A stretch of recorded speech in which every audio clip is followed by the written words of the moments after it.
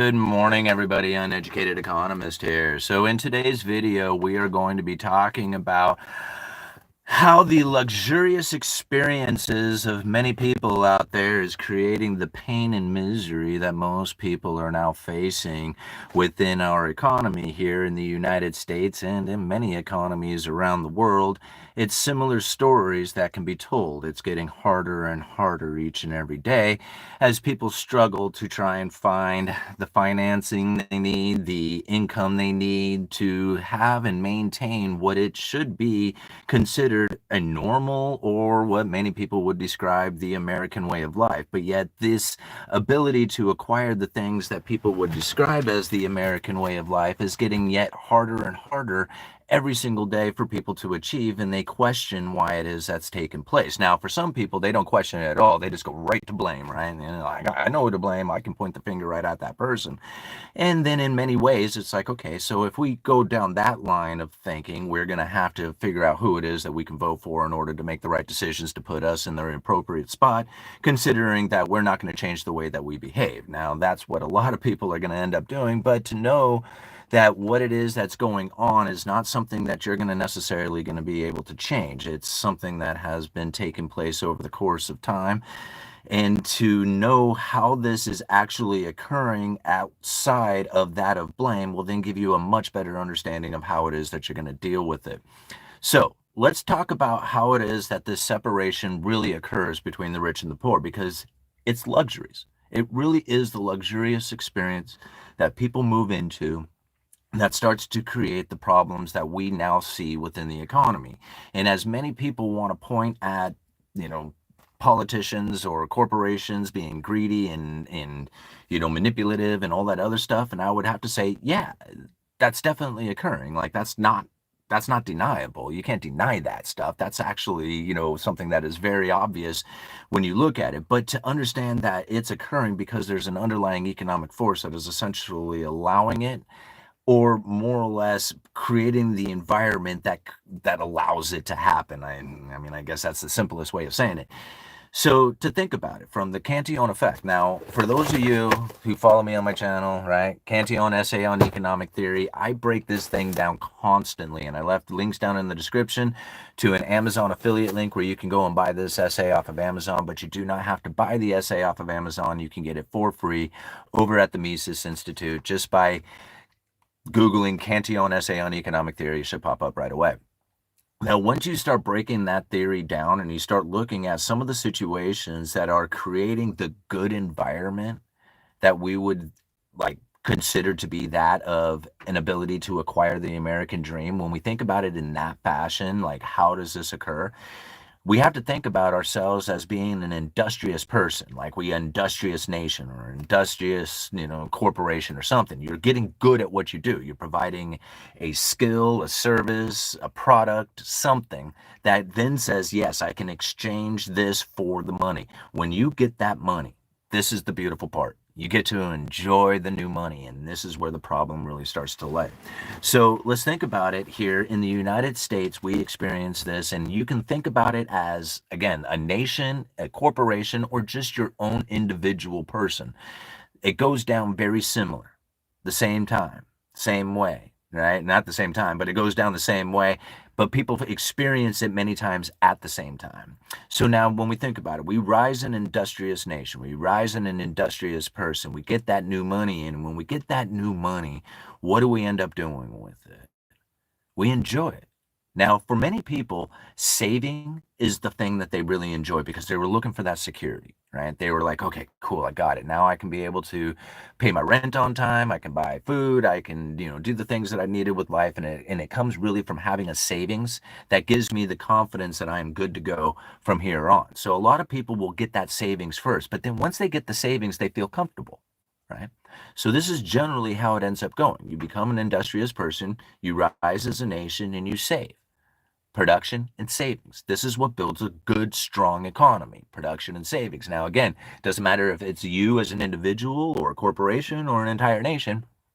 If you rise in an industriousness, the industriousness of those people or yourself, you're gonna acquire some money, right? You exchange goods and services and excellence for that reward of having the money, right? Which then allows you to do whatever you want with it. And most people, right, will generally save it, or after they save it, move into pleasurable experiences. Now, it's that move into pleasurable experiences that people begin to justify their behavior. They're saying, no, man, I worked hard. I get the new car. I worked hard. I want the bigger house. I worked hard. I want new clothes. I worked hard. I want all of this stuff, right? So all these things that start to come up as far as like, I worked hard for these things, this is really where the problem starts to lie. Now, I don't want to blame anybody, and I don't want anybody to think, oh man, I'm the guilty one because I want these things. No, you worked hard, you deserve them, you should go out there and get them. Now, that's me personally saying that. I'm just saying there's underlying economic effects that take place, and if you read this essay, he describes them really well. So once you have acquired this money and you start to buy into the luxurious experience, which is a better house, better car, better clothing, better food, whatever it is, what you are doing is increasing consumption. And this is really where the economic forces are starting to lie, right? Because as you increase consumption, what you are doing is you're throwing the supply-demand imbalances out of place. Now, again, this is good for a lot of people, higher prices, more production. Everybody's talking like give excuses to why this is a good thing. Hey, it is. It's great for some people, but it's going to be harder for other people because as the prices increase, there's going to be a whole group of people who didn't increase their wages. So now they're suffering.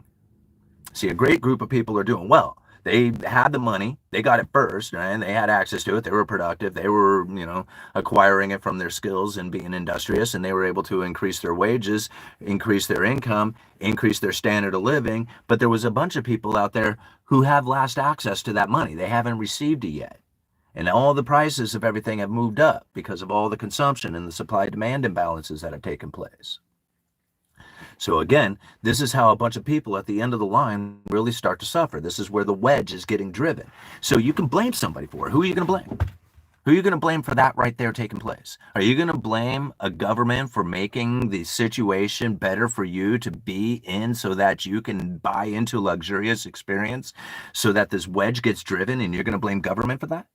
Because that's how it would have to go down, because it was that luxurious experience of buying into better clothing, better cars, better couches, better whatever that drove this wedge. Understanding that, like you don't have to accept the blame for yourself. You just have to accept the fact that it was an economic force that was doing it, because that's really what's going on here. Okay? And so now if you wanted to stop that from happening, you would have to have a government say, hey, don't buy into a luxurious experience and stay a productive, saving nation. That's it. Production and savings. No luxurious experiences because we don't want to drive this wedge. Okay?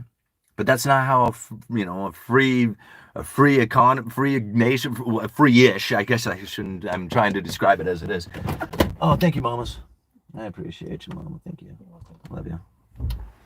She knew I forgot my coffee. But that's not how a free, productive nation is operating, right? Or I mean, like a free-ish. That's how you would think it would be, right? Is that you can go off and do whatever you want, and you wouldn't have a government coming down and saying, hey, you can or cannot have these companies, you can or cannot do this business, you can or cannot earn this money. And that's not how we here in the United States would think of ourselves or government or anything. I mean, I guess a lot of people would, but for the most part, that's not really how we view ourselves. We view ourselves as, hey, if you want to be a baker, start a bakery in this town, there's nothing that can really stop you if you go through the certain channels of getting the business license and doing all the stuff for it. Really, ultimately, there's nobody saying, hey, you can't start a bakery if you don't want to. If you want to, there's nobody who's going to stop you. Like, you can go down that path and do it, right? Now, whether or not you get the customers is depending on how good of a baker you are. But you guys understand where I'm getting at, is that in a nation in which that you have the ability to essentially do whatever it is that you want, then you're going to have this problem that has this wedge being driven, if you consider it a problem. Right? Many people don't consider it a problem. They're just like, oh, those people are just lazy. They should do more about it. And I'm like, well, okay, that's true. But then again, they may not know what's going on. So therefore, they don't know that they're supposed to do something about it. They think that they're doing the right thing. They think they're voting for the right people. They think they're doing what it is that's supposed to be appropriate for what it is that they grew up understanding. Like they're a victim of their circumstance. They watched their grandfather, their father do the same job. and we're able to get a life out of that, and then say, hey, I should be able to do this exact same thing. But we don't live in the same environment. We don't live in the same economy that they did. And so to think, yeah, we should have this ability to do that. Yeah, that's great. I agree. We should. We don't. So I'm not going to consider that we can. Right? I mean, it was just like, that would be a great idea. But that was a time long ago when we had an economy that was much different from what we experience today. So now, as we understand this, that there's going to be this wedge driven anytime that you have a rise of an industrious people who have increased their production and savings, and they're going to want to enjoy that production and savings, you're going to find that wedge getting driven because of the higher prices that are going to occur as the people are increasing their consumption, and the people at the end of the line who have not increased their wages are going to suffer the most from this. Now, something very interesting is going to start happening when this takes place. Not only is this wedge getting driven and people are going to start blaming politicians on it and corporations, because they're going to start blaming corporations for doing something very interesting here, is that they're going to find that they can actually bring cheaper production in from foreigners. So if you start bringing in cheaper foreign production, well, the people at the end of the line, well, they're not as upset, right? Because their wages are not covering the new higher prices, or the higher prices that are caused from the driving of the wedge as the increasing in consumption has taken place. They're complaining less about it because they're getting this cheaper foreign production coming in. But the only problem is that they're also losing their job, which is going to drive them even deeper under the wedge. You see what's happening here? See, this isn't like, again, you can let's blame politicians on it. Hey, go and do something about this. Let's put a boot on the face of humanity to prevent that from occurring. That's what you're saying. Like, if you want to blame politicians, let's blame them. They're not doing enough communist actions. They should be more communistic to prevent this from happening. That's what people are saying when they blame government, is that they are blaming the people for not being more communistic. That's scary to think about, isn't it? Because in order to prevent this from occurring, that's exactly what they are asking for. They want to blame government for this thing happening, which is the foreign production moving in and the domestic manufacturers moving out. And if they wanted to prevent that from happening, they have to have a communistic government. Scary. So these freedom-loving people who are like wanting to blame the government, blame corporations and all that other stuff are actually begging for the exact opposite of what it is that they are expecting. That's scary. So now once we understand why it is that this is really moving out, because it's an underlying economic force that's moving the corporations out, which is moving the manufacturing out, which is moving all the good jobs out, right? All that other stuff. This is what's driving the wedge even deeper. So now as you start to move from a production nation, which is what we were when we were, industrious people rising, right? As we started moving into that production nation, or moving from that production nation into a consuming nation, something very interesting started to take place, in that consumption and debt started becoming the underlying economic force. Not production and savings, consumption and debt. Very scary, different situation to be in. All right. So now, understanding that this consumption and debt was really what was driving the economy, the wedge gets driven ever deeper when you have people who are taking out debt and moving that debt into a particular direction. You can think of it as good or bad. All right. Now, again, that's entirely up to you and the meaning that you give in it. But if you are taking that debt and you are buying into a luxurious experience, think about what we already just learned from Luxuries. If you buy into Luxuries, you are going to drive that wedge even deeper. All right.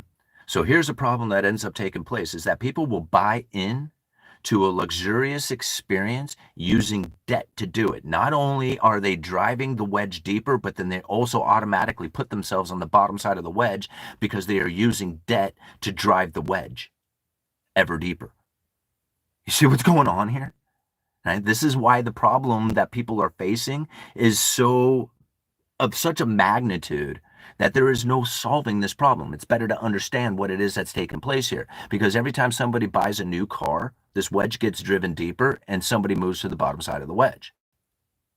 Now, on the flip side of this, somebody is also taking out debt and they're buying a cash flowing asset. With that cash flowing asset, they are able to acquire a cash flow beyond that of their debt and interest payment, and able to acquire a little bit of capital. Now that is a completely different place to be on the wedge. You're on the top side.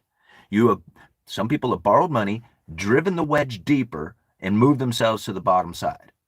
Other people borrowed money, drove the wedge deeper, and moved themselves to the top side. And this wedge gets driven deeper and deeper. How are you going to solve the problem? Again, boot on the face of humanity. Don't do that. And government comes in and prevents it from happening, and all the other stuff that is really essentially a communistic government, right? In order to prevent that from occurring. And so everybody who lives in a communist country or wherever has always sings the praises of how beautiful of a nation it really is, right? No, that doesn't happen. Nobody does. I mean, I guess maybe some people do, but the people who are on the top side of the wedge, right? Everybody's equal. Some people are more equal than others. All right, so understanding this wedge is going to get driven ever deeper with every single time there's a debt issuance. We are a debt issuance nation. We provide the world with all the debt that they could ever possibly buy, and then some. And then we're going to provide them even more. Right? This scary situation that we are in is not going to get resolved. In order to resolve the situation of the massive debt issuance, people would literally have to work twice as hard for half as much, pay all their debts off. All the money that they make would go into debts, eat and buy nothing, buy absolutely zero. We would have to do this for generations of people in order to fix. That's not going to happen. Like, you're not going to vote for somebody to do that to you. You're not going to make a conscious decision to do that to your children or your grandchildren or children that doesn't even exist yet or has no concept of existing yet. You're not going to do that to them. You might, I don't know, maybe you will. I mean, we do it to them with debt, so I mean, maybe you'll do it to them with suffering and pain by living a miserable experience in order to pay off all that debt. I don't know, right? But essentially, that's what would have to happen. Everybody would have to cut back on everything that they buy, everything they consume, all the necessities in their life would have to be that's absolute bare minimum, and they'd have to double or triple up their production. That's what you would have to do, and for generations of people. Like, does that sound fun? Does that sound like something that anybody's going to vote for or do? Of course not. So let's think about what it is that we can do. As an individual, knowing this situation has taken place, knowing that there is two paths to wealth, right? Earn more, require less. Simple as that. How easy is it to get into a position in which that you stand in flow? See, like somebody says, dude, that's not what flow state is. And I said, I'm not talking about flow state. I'm talking about being in the flow of money, being in the flow of abundance, being in the flow of it, right? It's flowing to you. Most people who are really good at being in the flow actually end up having it go right past them because they have debt. They make a lot of money, but then they have truck debt, side-by-side, vacations, big giant house, all the stuff, right? They got all this debt. So this money flows in and flows right back out. Gone.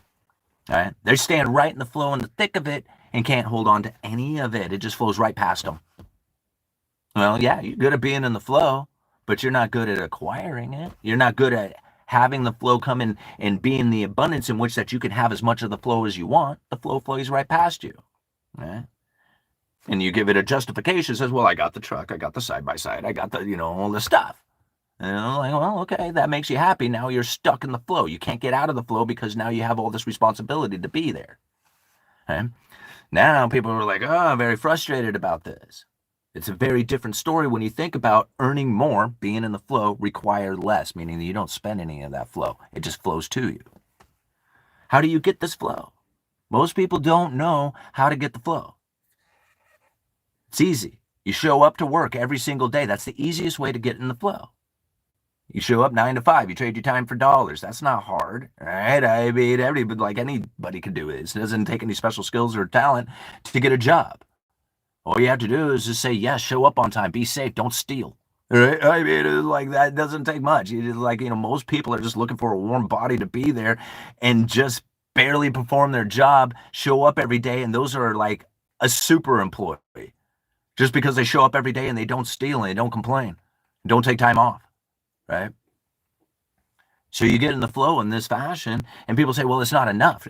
You're right. It'll never be enough flow showing up there every single day because you're only going to be there from 9 to 5, and then the flow turns off. So it becomes very difficult to try and acquire the things that you want in your life, to find that abundance, to find the all the wonderfulness of in the experience, because you're trying to maintain enough flow just to maintain your life. It's not easy. This is hard. This is a hard place to be. And many times people just give up and they get out of the flow altogether and they just sit on the streets drinking beer and they wonder why it is that it's so hard in the world. That happens to a lot of people. They're called the houseless, whatever they want to call them now. Right? These are the people who give up, and it's much easier to just say, "Hey, I blame something else out there. I don't think right, and I'm just going to drink this away." And so they would rather just consume a substance to get them out of the reality of what it is that they are facing, so that they don't have to even think about what it is to be in flow, right? In the flow of anything. So now we take it seriously. Man, what if we're broke as hell, man? I mean, yeah, I'm that person. I have a 9 to 5 job. I pay my rent. I have this crappy car that's still running, whatever. I got to maintain it all the time, all this stuff, and I don't have any money. Now what? Now what do I do? And I think to myself, yeah, there's always a situation in which that you can cut back on something that you are doing, right? The pack of cigarettes cost you a lot, that can of chew, that beer, right? There's something out there that you are consuming to try and make your life a little bit better, that you are saying, man, this is a little bit of a relief, a little bit of pleasure for me from working hard. Cut back on that thing and go for a hike, go for a walk, go surfing, go do something that's free that you can enjoy to make up for the fact that you have this substance that you are taking. Alcohol is probably the worst one for me. It's one I always said is the biggest demon for me that held me back from all the wonderful experiences that I now am enjoying, and I know it had to do with alcohol, right? But everybody's their own. I'm not trying to say that somebody who's consuming alcohol is in a bad state. I'm not saying that at all. I was, right? And that's what I'm fessing up to. Now, once you figure out there is something out there that you could cut back on, maybe you're driving to, like, I have to drive to town to go, like, I live away from town, right? And so every time I go to town, it costs $5 in gas just to get to town and back. So that's $5 every single day. If I was to go to town, that's $150. Well, there's some spot in there that I can save money. That's the sort of thought and behavior that you need to start moving into in order to acquire the flow, because you're going to let it flow past you if you don't. So if you start thinking in this fashion, now you're acquiring the flow. Right? And then you can also think, man, what else can I do to earn extra money? I love this one. People say, what about extra money? Extra money, you mean the money beyond you're already making? That doesn't make any sense, right? But you can earn money beyond your day job. There's all kinds of places, and I always said it. I've said this from the very beginning, and I do not care who wants to argue with this. It doesn't, whatever. Go ahead and argue all day long. I know the truth behind it. If you can earn $1 on the internet, you can earn 2. You can earn 4. You can earn 8, and so on and so on. And so if you think about it in this fashion, just put yourself in this thought. Cut back on my expenses and then figure out other ways to make money. Okay? That is not just my day job. Because the day job is going to be enough to take care of the bills, but it's going to flow, right? It's going to flow right past you, and you're going to wonder why the hell it is that you can't get anything. But if you start putting yourself in a position in which that you can acquire a little bit more, and you're cutting back on your expenses, now next thing you know, you're acquiring. So what do you do with the savings? Think about how it is that you can deploy that savings into a return. Okay? Now, something as simple as dividend-paying stocks, you can download any one number of the online brokerages that you can simply buy dividend-paying stocks for as little as $5 or maybe even less. I don't know. Some of them may even do it for less. This is easy. Like, you can cut back on your expenses by $5 and you can buy $5 worth of a dividend-paying stock. Or you can buy a U.S. Treasury bond. Or you can buy, I don't know, you can buy Ether and stake it on Coinbase, right? I'm not trying to give you suggestions on where it is that you need to put this money. What I'm saying is that there's a billion different places that you can go to, that you can think of. How do I get a yield? The yield is the return, right? Like, you can borrow money and put it towards a rental income and that rental income is going to pay you enough to pay for the mortgage and the interest, and then you're going to get a little bit of profit from it. That little bit of profit is the yield, right? Now your mind is constantly thinking, where's the yield? Where's the yield? All right, that's it. Where do I put a dollar where I can get yield? And pretty soon, that's all you're thinking about, is where it is that I could deploy this money. How do I save it? Where do I get it? How do I deploy it? And now this money is starting to pay me. Okay? This is being in the flow. You're acquiring this money by putting it towards something that is going to have a return. Some people are really good at it, and they borrow a bunch of money, and then they buy this huge apartment complex, and they sing about how they were a millionaire in 2 weeks. Okay, that's wonderful, right? Most people aren't going to do that. Most people are going to have to work hard because they don't know what's going on out there in the world. They don't understand how these economic forces are playing out and why it is that the wedge is getting driven so deep. And if they do not do something, you are going to get left behind. This is why I give these suggestions. I don't know what it is that you need to do with your life in order to cut back on your expenses. And as people give me excuses that, oh man, I already work 35 hours a day and I already, and I can't afford to live in the crappy little apartment I have. Well, it sucks to be you, man. You better think about like changing the way you live. Right? I mean, I don't mean to give you a hard time about it, but if you do not take this seriously, and say, yes, I can cut back in these areas and I can go out and earn money in these other areas. And if you are not actively thinking how to do that, then you're going to get left behind. I'm trying to help you out here. I don't need excuses. I gave plenty of excuses up until I was 40 years old on why it is that I was drinking every day and how it is that the New World Order was keeping me from being successful. And it worked. It totally worked. I was a broke ass loser with all the blame and excuses in the world. And then I gave that up and says, man, I thought to myself, how do I get out of this?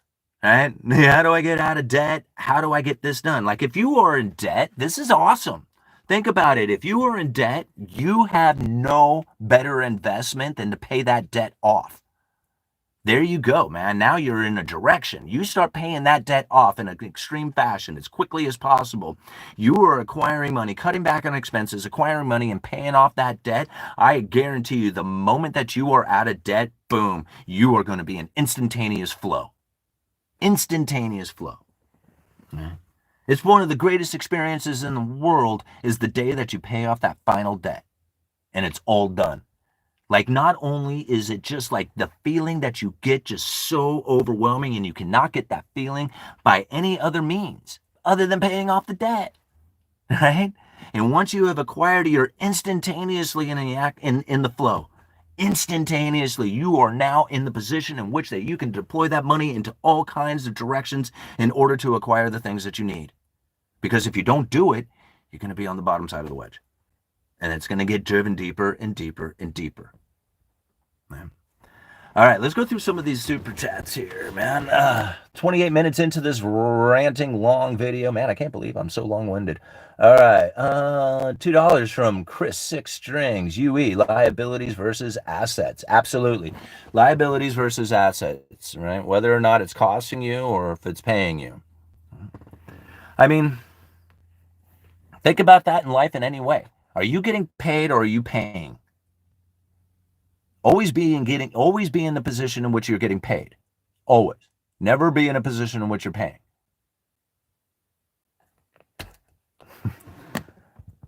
All right. I have been stock picking, and I'm realizing it's necessary evil to stay ahead of the top, working 50 to 60 hours a week. Already live on only $1,300 a month. Sleaze Core Trick Bagger. I love the name. Thank you so much for the $4.99. And thank you too, Chris Six Strings. Thank you very much for the $4.99. You guys, it's once you see it, once you recognize it, and once you know it, then you really don't feel like you have any other choice. Like you think, man, if I don't do this, then I am going to suffer the consequences from this, and I'll have nobody else to blame but myself. Because once you are aware of it, and you choose not to do something about it, like everybody, like 202 people have no other choice but to actually do something about it now because they are aware of it. Yeah. When you see it happening, you're like, oh man, he said it was going to happen too, man. I guess I really should have bought that $5 worth of dividend paying stocks every week for the last, 20 years, whatever it is. Like, you guys understand what I'm saying? This is this is the understanding in which that needs to be done. And I'm not trying to tell you how to do it. I'm just saying that this is what I ended up doing for myself in order to get out of a position in life that I thought was essentially hopeless. Like, I mean, once you give up, it's hard to it's hard to have the motivation to do anything after that. Like you're just like, no, this is just the way it is, you know. Some people are just destined to be poor, and it's really, you know, not their fault because the New World Order puts them there. Oh well, woe is me. Nothing you can do, right? Well, yeah, those people really aren't active, and they're not going to do anything. And I think about it, it's just like, man, that's your competition, you know. All right, let's see here. Actually, taking on debt while making six figures was how I retired with 35 at 35 with three houses and a Lexus in 2006. Now I run two animal sanctuaries. Yeah, that's what I'm saying. That's exactly how the wedge is driven. Like you own three houses and this luxury car, you have these animal sanctuary, all this other stuff. And that's literally because some people took the idea of taking this debt and acquiring things that were going to pay them. Other people took this debt and acquired things that they would have to pay for. That's the wedge getting driven. Bang! And it's all in the name of consuming.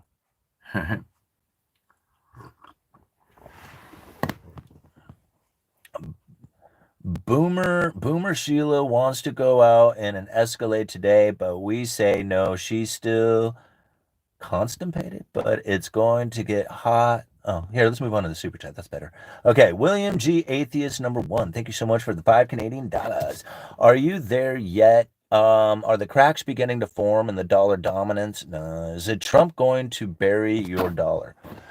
No, William G. Atheist. I mean, I know a lot of people really are anticipating and want the dollar to fail. Like they have this position in life in which that they are going to be very successful when the dollar fails.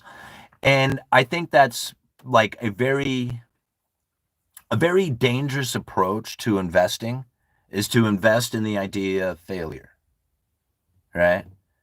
Like to me, I'm invested in gold and silver. Invested. I'm speculated in gold and silver, not for the idea that it's going to go up in price, but for the idea that it is that it's an insurance policy against that third party claim. So if they screw up and they screw the system up and they break it or whatever happens, I have something of value that has a 5,000 year track history, right? Or it's like it's proven itself. So I'm not like concerned about a collapsing economy or collapsing government or anything else like that. Like I'm not concerned about those things.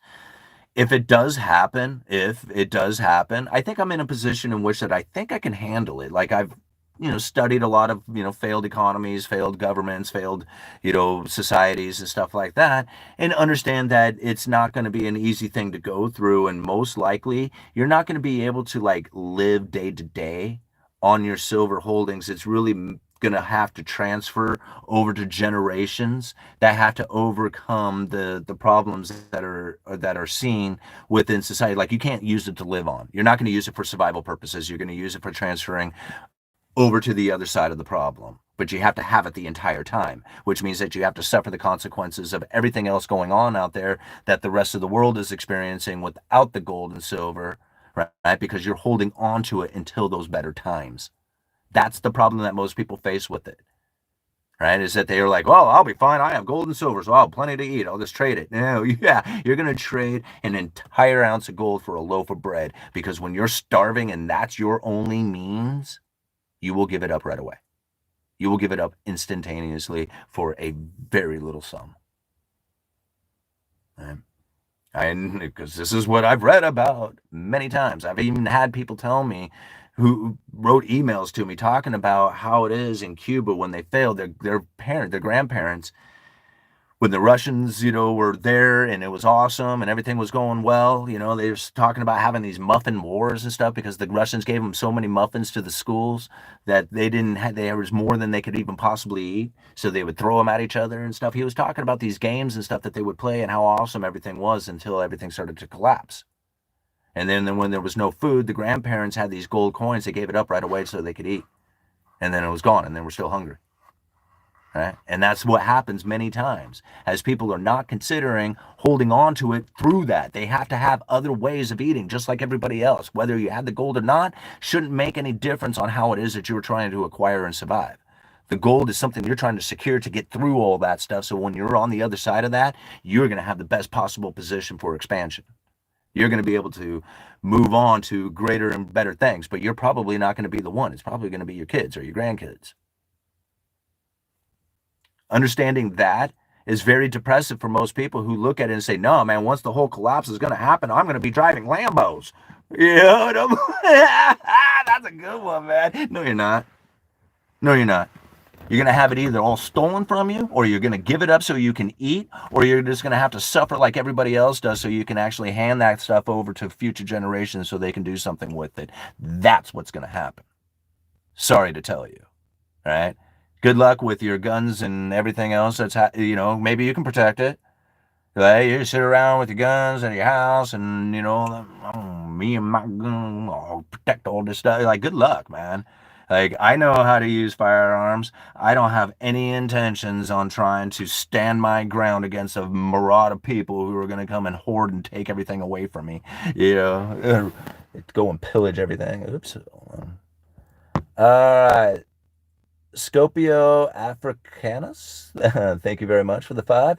Have a few British pounds. Oh, there we go. 5 British pounds, UE. Thank you very much. I've not had a drink in 4 years, and that time I've grown my net worth from 6,000 to over 200,000. Keep preaching. Wow, man, that's incredible. I mean, I thought I did pretty good by just acquiring $100,000 in assets outside of, being able to purchase a house. But dang, man, that is good for such a short amount of time. But it's not outside of the realms of possibility. Like, I think about it, if I didn't, have a different direction in life in which that I wanted a house for my family to grow up in, and to have that whole experience of, like, what it would be like to be in a nice neighborhood that's quiet, small school, the one that I went to. Isn't that crazy? I mean, my kids go to the same school that I went to, and there's some of the staff, some of the faculty is still, like, there, like, the ones that were there when I was in school. That's, like, incredible to think about. I mean, they're really old now, and they were young back then. So 30 years ago more. And this isn't easy. It's not. I mean, I might make it look easy for some people who actually give me a hard time, saying that I'm not worthy to be out here doing this whole thing. And I kind of, I take offensive at first, because I just can't help but to be triggered by something like that. But then I have to realize, man, it is so hard for people out there to be accepting of their problems. I know, because that was my main problem, is that I was not willing to accept it, to say, hey, man, you made some piss poor decisions, yo. Like, once I finally faced it up and I looked back and I was just like, I really did. I really did. Like, these piss poor decisions are going to damage my kid, because I only had one kid at the time that I made this decision. Like, the second one, by the time the second one was coming around, I was already facing my demons. I don't know what to say. Like, once you recognize that you are the problem, you're it. I mean, you think about it. If you're not the problem, then what's keeping these other people from being in the same position you're in? Like, I mean, they don't seem to have the same problem you do. So why is it that they don't face the problem that you face if it's not yours? Like, you can't. I mean, once you face the problem and you realize, man, it's me. It's me this whole time. It's never been anybody else. It's not the administration. It's not the way that, society is behaving. It's not bankers. It's not any of that stuff. It's literally me. I'm it. Nobody else. You accept that, then you stop the blame. You don't look at things that are like, well, that's the reason why, and this is here's going back and point. You don't do that anymore. Pretty soon you're thinking, okay, where is it that I can put the next money in? I get paid on Thursday. I got this bill to pay, but that's going to leave me with another $100, and I could buy, say, maybe $20 in crypto. I could get that ounce of silver, and that'll mean a little bit left can go into possibly the 401k, or I can go into that other stock I was. Like when you're thinking like that instead, you don't tell me that you're not going to start acquiring. That's being in the flow. That's thinking, okay, I have $100 this month. Where can I dollar cost average this? Right? Where am I dollar cost averaging $100 every single month? And then one month comes in and there was some issue that came up that cost you $25 that you weren't expecting. You had a whatever, you had a $25 bill come in that you weren't expecting, and now you're thinking to yourself, nah, I'm going to dollar cost average $100. What can I cut back on this month so that I can get that $25 back so I can continue to dollar cost average another $100 this month? You put that sort of mentality into something, you're gonna be in the flow. You're gonna be in the flow of acquiring. I guarantee you. That's the thought process that you need to be in.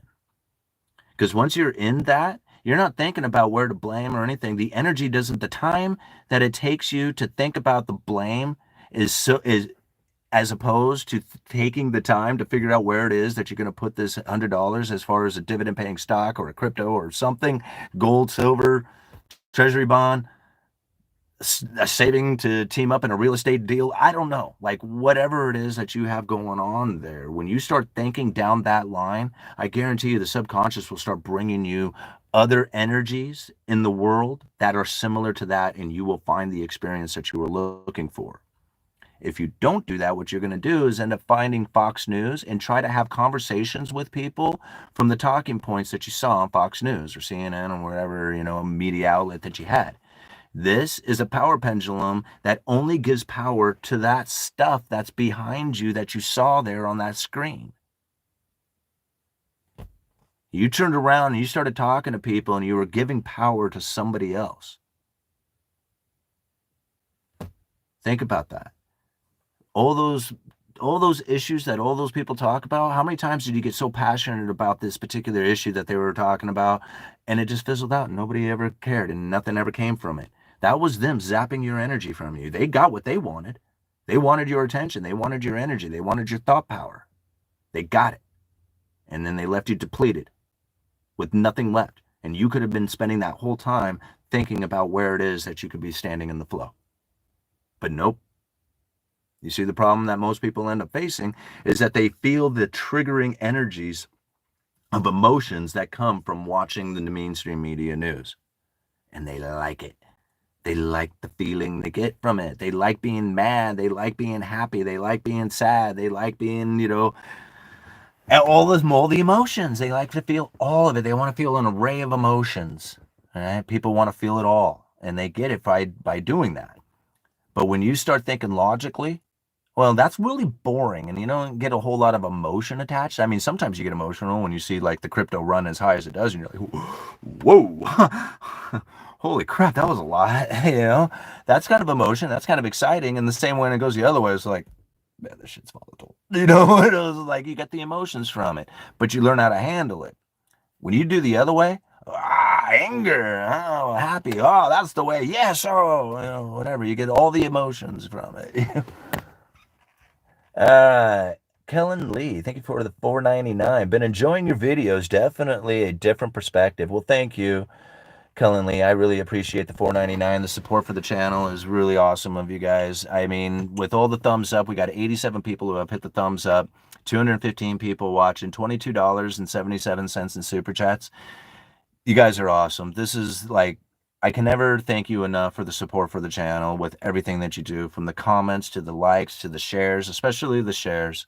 Like sharing the video That's probably one of the biggest ways that you can support the uneducated economist, not to mention all the monetary things that you do with the donations, with the super chats from the PayPal donations, buying the essay off of the Amazon affiliate link where I get a little tiny commission off of it, or just buying anything off of Amazon after you click on that Amazon affiliate link down in the description. I will also get a commission for all the things that you purchase after putting into the cart for the next 24 hours.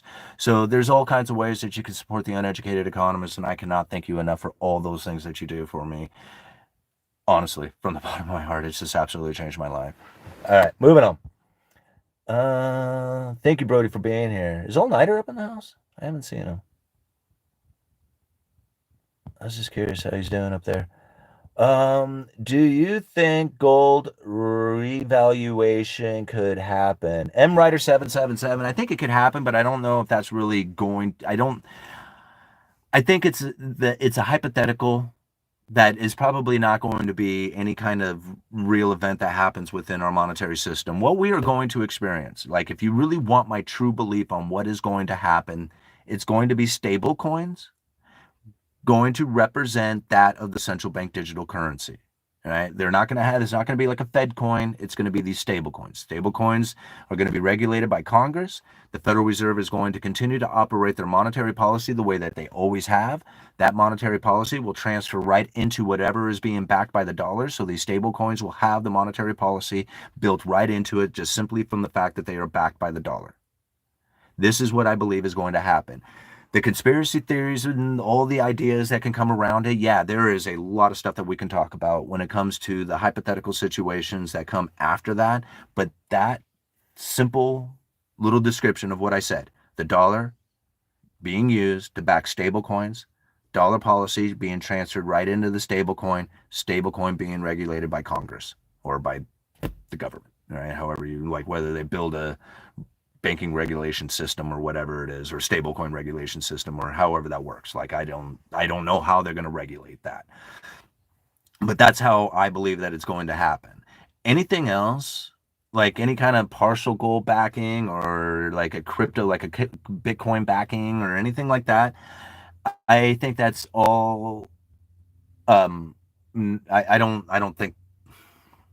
I don't think it's like not like, I mean, it's a legitimate concept and there's actual grounds of moving down that way, but I think that's an alternative currency that will be used alongside the current system. So in my sense, in the way that I kind of see it, in the way that I think about it is like, if you kind of think about tokenizing, you really don't need dollars in any time of any kind of transfer of goods and services or anything as far as an economy goes with the actual use of a dollar in a tokenized world. However, at the end of the day, it all comes down to being settled in dollars. Right? Because everybody has to have this belief that they're going to get paid back. Right? And so as this idea of tokenizing starts to grow more, the less use of the actual dollar and more use of the tokenizing is going to be more prevalent. And in that sense, then, you know, a lot of people are going to say, well, the dollar is essentially eliminated out there. Okay. You can also say that gold has been eliminated from the currency as well, but yet banks hold it, institutions hold it, individual people hold it. Gold has not been eliminated from the system, right? It is still very prevalent and it is still getting used, even though there's no way that you're going down to the grocery store and buying anything down there with a gold coin. Right? Maybe there's some grocery stores out there that do it, but I don't know any. Right? And I imagine it's probably a very unique situation in which that they would accept a gold coin. However, that's the situation, right? So we can say that, oh, at that point the dollar is eliminated, but it's really not, just like gold isn't eliminated from our current monetary system either. It's just eliminated from the actual use by the people. And I know that sounds funny, but like that's really kind of how it's going down. And that's very complicated, I know, but you know, once you kind of see it, you know, then it's just like, yeah, it makes a lot more sense than to try and flip the script on an entire monetary system and say, okay, here's a brand new way, right? This is one that's like evolving into, as opposed to creating a new. All right, I just don't know what the future of gold holds. Will it be the rock in the financial system forever? Absolutely. There is nothing else out there like gold and silver. Literally nothing else can even comes close to comparing to what it does. Everything else is a promise to pay. Everything, literally everything is a promise to pay. You are expecting somebody else, a third party claim on everything out there. It doesn't matter what it is. Cryptocurrencies to a lesser extent, but you're still reliant upon the third party in a sense that you have to maintain the system in order to make these transactions function right. So you're still reliant on something external out there. When you have gold and silver in your hand, you can stand there all by yourself with the value and watch the entire world collapse. That's the only thing that's going to have any kind of value to it, other than maybe like gold, other than like firearms or tools or something like that. But if you're talking like something monetary throughout history that has proven itself, gold and silver will be in your hand while the entire world collapses and everybody else crying about how everybody lost everything in the entire world. And you're like, well, not everybody. Yeah, not everybody. I mean, I have to live the same life that you do as if I had nothing, but I have something. And I'm going to plan on taking this to the future where everything starts to become better. Manufacturing, like establishment of society and industriousness starts to come back. I'm going to be in a position, or at least have transferred some wealth into the future generations of my family in order to be in a position in which that they can take the best advantage of that. But to think that I'm going to use it for survival, that's where I think most people screw it up. Right? They think of it as a survival tool. Absolutely incorrect. If you want survival tools, you have to have canning equipment. Learn to can. Canning is the number one. I cannot think of anything else out there that is a skill that you would need during times of collapse like canning. Canning food. Having canning supplies and canning ability, skill, is the number one thing, right? Beyond anything else. Because it doesn't matter. It doesn't matter if you can go and acquire food. You can go and shoot a deer, bang, right? I got the deer. But now, if you cannot preserve that deer for the future, you might as well just kill the little tiny bird, right? Because that's all the food you're going to be able to eat. If you cannot preserve that food, then it's worthless to you. You have all the skills in the world to hunt and fish and do all the other stuff, but if you can't put it into a if you cannot put it into a package that will provide it to you in the future, then it's almost useless, right? It's only good for the moment. So having the skill of being able to preserve food into the future is by far that is it. Like when it comes to being a survivor, right? Being a prepper, being all that other stuff, like you can sit there and put in all the fascination of what it is that's going to happen when, about what it is that you can do with your firearms and your skills and your like all these other things. And I mean that's cool. Like I mean, don't get me wrong, being able to be an extremist like that probably has some pretty neat, hobby aspects to it that you can enjoy. And if you look at it that way, then that's awesome. But most people who like, no, this is my plan, right? It's just like you're planning for failure of such magnitudes and that's your plan. I think to myself, I'm going to actually go off there and I'm going to get in the flow and get abundance, while you're struggling to figure out what it is you're going to do when the failure happens, right? There's a huge difference inside of that. All right. Who even wants to live if the world went into a situation like that? Yeah, I kind of agree. Pickling is better than canning. I agree, right? Pickling is not necessarily better, but I think it's a great way to go about preserving food, is through the pickling process. But it's similar to canning anyway, is to be able to put something into a jar and preserve it for the future. But yeah, in a pickling process, then you don't need the equipment as much as far as like uh, energy used to actually go through the canning process. William J. Atheist, again with the 5 Canadian. Thank you so much. Any prediction on the number of job losses over the next 2 years due to AI? Um, I don't think, I mean, to be honest with you guys, like, I'm not as concerned about a rise in unemployment like a lot of other people are. Like, they think about this AI and how it's going to absolute like devastate the whole jobs market, and everybody's going to lose their positions. And to me, I think about that and I'm like, I don't really see it that way. Like, if that was the case, then we would actually see it happening over time. Like, we would see unemployment rising continuously as AI is ramping up and automation is ramping up and more technologies are ramping up. We would see that actually happening. But really, think about it, it's like the opposite has taken place. Right? Essentially, since the Obama administration, we've had historically low unemployment, when the only real rise in unemployment, and it was quite significant, was during COVID. But you think about it, they shut the government down, they shut the country down, they shut shut the economy down. So yeah, no kidding, there was a rise in unemployment during that time. But for the most part, over the course of the last, however many years, I mean, going all the way back to the end of the Obama administration, we've had this historically low unemployment. At the same time, the rise of AI. So as people are predicting this rise in unemployment, the reality of the situation is something different. Now, whether or not that's due to, you know, the baby boomer population retiring early and there's not enough people to fill those positions, and so therefore you find that the unemployment doesn't rise, that could be a time that would eventually find its, work its way through, and then we would find the effects fully taken place of the unemployment rising due to the AI, competing against the baby boomers retiring. You see what I'm saying? Like, there could be a time right now that's being offset so you don't recognize it, and then once that's over, then you would see the rise of unemployment kind of dramatically go. But I think about how it is that people are earning money anyway, and that there's so many ways to earn money that's beyond that of an actual day job, that even if you don't have a bunch of people working or unemployment begins to rise, in my mind, I think, well, they probably won't have much other choice but to go out there and try and earn money in other ways anyway. And so to me, like, I think about this rise of unemployment forcing people into a new way of working, right? A new way of earning money.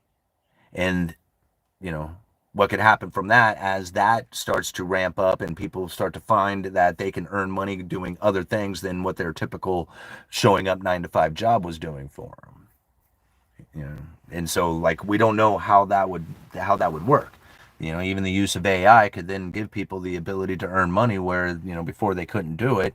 So therefore it's just like, even though they lost their job, they can now make money. And so it's like they didn't ever, it's like a break even for them.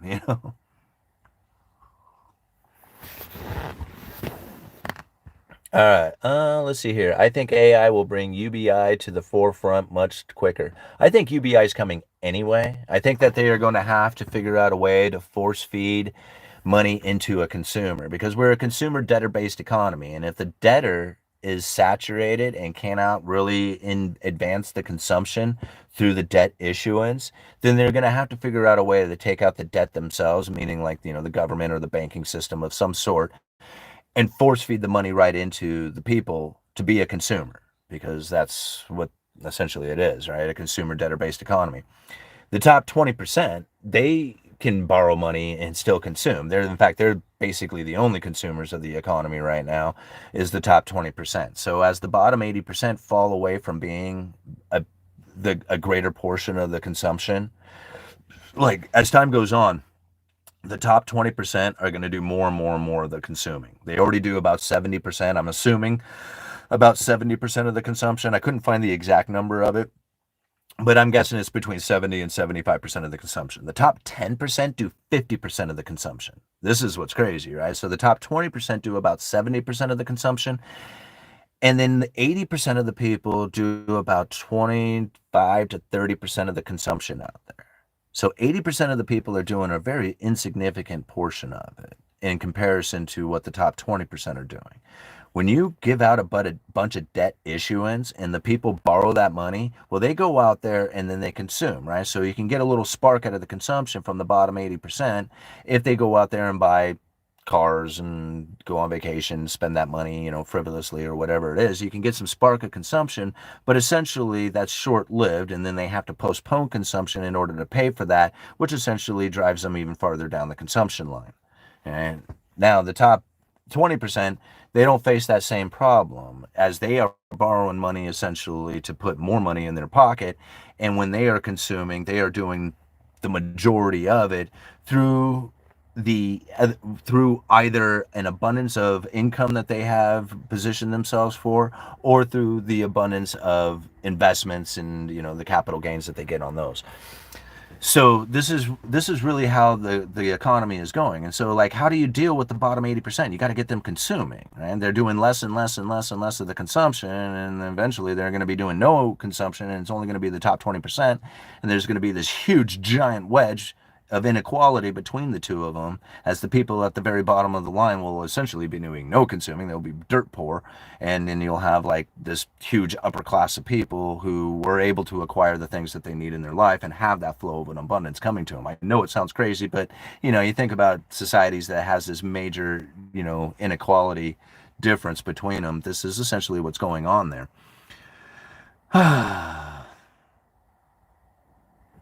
Right? So position yourself accordingly.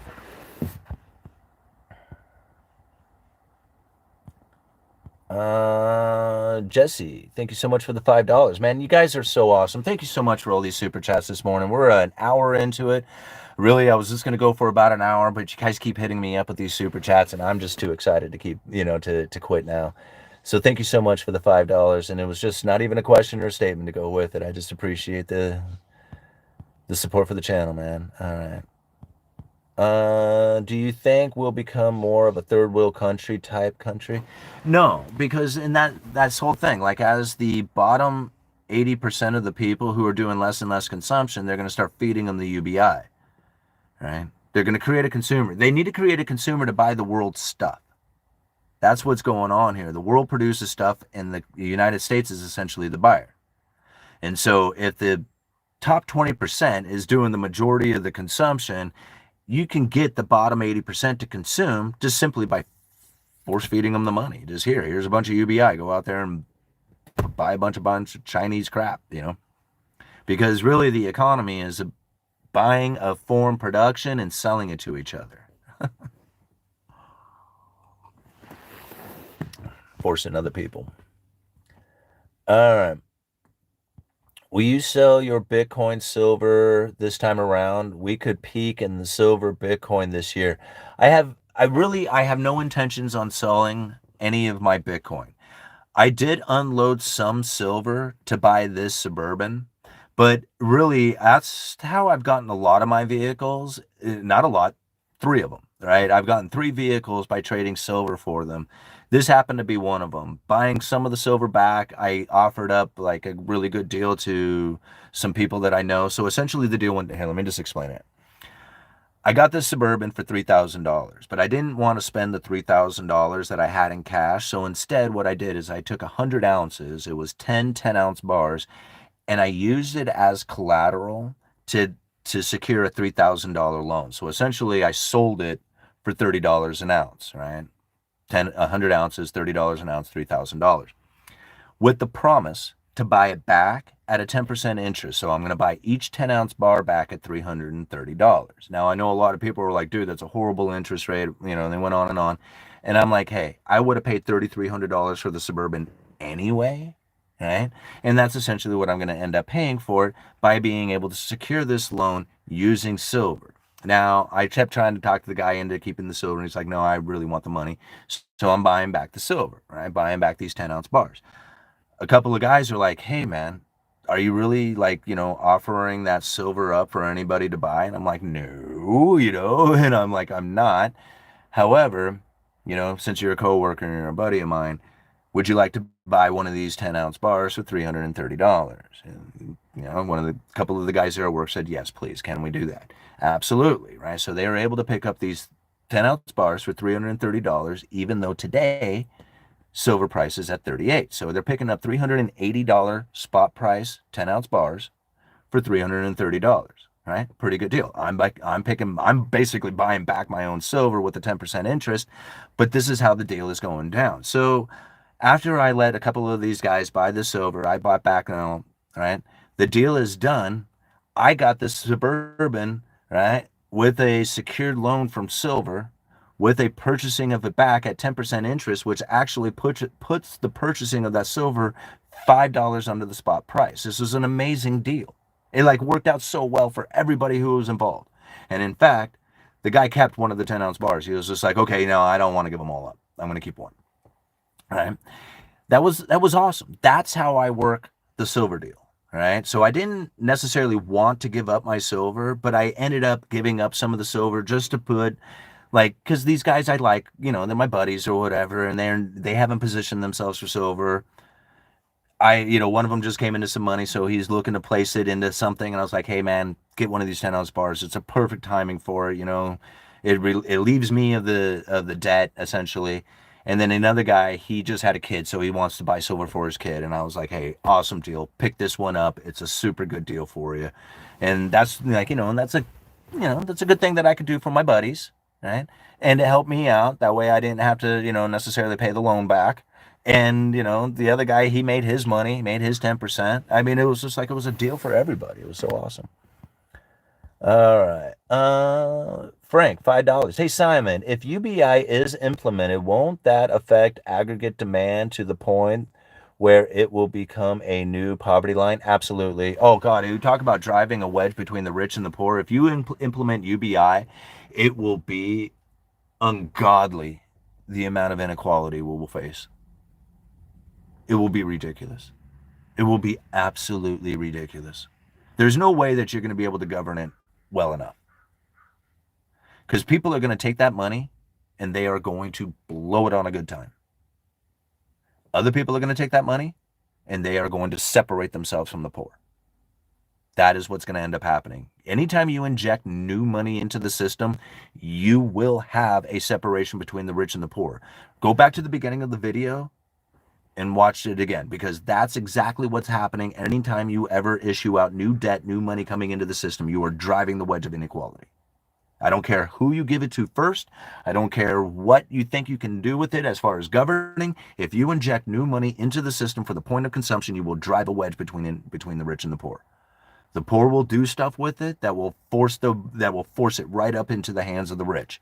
The rich will take it and put themselves in a position that will separate themselves even more from the poor. New money separates the rich from the poor. New money causes the inequality. New money is what causes people to lapse into luxury and decline. Okay? It's new money every single time. And UBI is like the ultimate of the injection of new money. All right. Thank you so much for the support, guys. 247 people with 118 likes. Keep hitting that like button if you're enjoying this video. By hitting that like button, we'll get the YouTube algorithm to pick up the video, spread it around for more people to join in, and you'll encourage me to stick around here for a little bit longer. We're at an hour and 7 minutes into this live stream. 138 people watching, 119 likes. Let's get it up to 150 likes here in the next 5 minutes. We'll stick it out for a little longer. All right. By your reasoning, new money is just... hold on here. This is the Cantillon effect that I'm talking about. Right? All right. Your reasoning, new money is just middle classes moving up. It's a sign of social mobility. Jude. Okay, you can give it that meaning if you want. Right? And I totally cool with it. Like, me as an individual who feels like I am moved myself into somewhat of the middle class, like the very lower end of the middle class, but understanding that I can buy a house, understanding that I can buy a car, I can do the things that I want in my life, and being able to acquire these things in my life was very difficult. And trying to understand why it was so hard to do it before, why it's so hard for a lot of the people that I know out there with a good job, why it's so hard for the people out there to understand what it is that's taken place. It's because the middle class had moved themselves up in such a way that the bottom half of society had a very difficult time of being able to acquire the things that they want in their life, like you have as a middle class individual. How do I know this? Because it took me a lot to get to the bottom end of the middle class. It took extra work, extra time, extra savings, extra dedication, extra, far beyond what it is that any of my grandparents had to do in order to acquire a house and a car and raise some kids, right? In a normal place with not much in the realms of luxurious experience. Like, I've kept it there. This is not me reasoning to it. It's not me coming up with excuses of it. It's not me doing anything of the sort. It's me recognizing that there's underlying economic forces that are playing out right now that are creating this situation. Understanding it, how it happened, how it occurs, that this guy described it from hundreds of years ago before anything even existed in the United States except for Native Americans, right? Before any of that stuff, he described exactly how this goes down. And here we are experiencing it. And to try and come up with excuses onto why it's occurring, or that, to blame portions of it or whatever, I mean, that's the meaning that other people are going to give it. To me, I recognize it as an underlying economic force. It sucks for my kids because it's going to be even harder for them. Like what would be considered a high-paying job now isn't going to cut it in the future.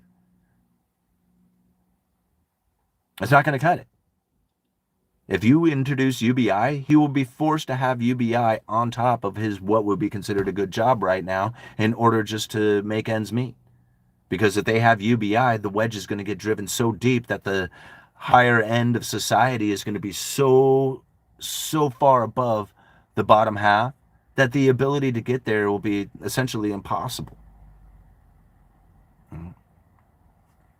And it's all because of new money. If you didn't introduce the new money, it wouldn't have occurred. Of course, if you didn't have new money, we wouldn't have had that upper rising of middle class and the expansion of societies and the better lifestyle and all that other stuff that people say, hey, no, this is a good thing. And I agree, it is a good thing. It's also a problem. It's also the same problem. Like, the good thing is the problem. And recognizing it as a problem or a good thing is the meaning that you give it. It may not be a good thing or a problem. It just may be the way it is. And knowing that's the way it is and how to deal with it is the appropriate thing. If you don't deal with it, that's the problem, right? So the good thing is dealing with it no matter what position you hold. I mean, I don't care if you're broke ass at 18 years old trying to figure out how to be an industrious person, or if you're 80 years old trying to hold on to what little you have, understanding this problem for the root causes of it so that you can know how to best position yourself for it. Because if you're looking out there that says, hey, there's somebody out there who can deal with this, you're wrong. It's you. You're the one who can deal with it. And if you don't, you're going to suffer the consequences. All right. Frank, thank you so much for the $2. Love your work and authenticity. Keep going, man. Well, thank you very much, Frank. I'm always going to give it to you guys straight. I'm never going to sugarcoat it. I'm never going to try and pretend that it's something that it's not. I do a lot of assumptions, but when I'm doing the assumptions, and when I'm reading right from the text, right from the words of the Federal Reserve itself. When I come up with the theories that I have, I believe that they are probably and not improbable. Like, when I use the word probable, right? Probably, it's like literally in the sense of the term. It is the most probable one that is out there as far as the theory goes, right? Most people's theories are on failure, manipulation, secrecy, I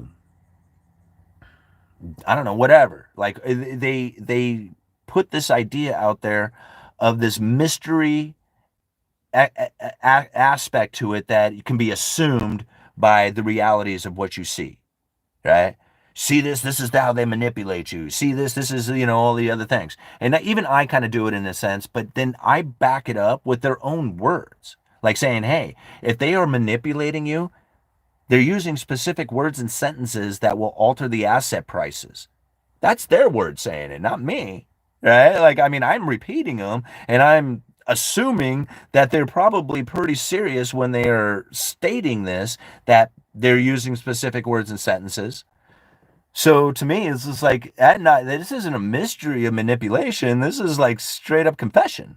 And so once I see that, then it's just like, why are you guys looking at all this other stuff over here when they're straight up admitting that they're using specific words and sentences to manipulate the asset prices? Like, I don't know why we have to look any further or give it any kind of, like, I don't know, conspiratorial meaning behind it. I don't get that. Like, you don't have to. You can just look at their own words, and they're admitting everything. They're confessing to all of it. And then people look at that confession, they're like, nah, they're just lying. And I'm like, to who? Nobody's reading this stuff except for the uneducated. They're making all this stuff up for UE.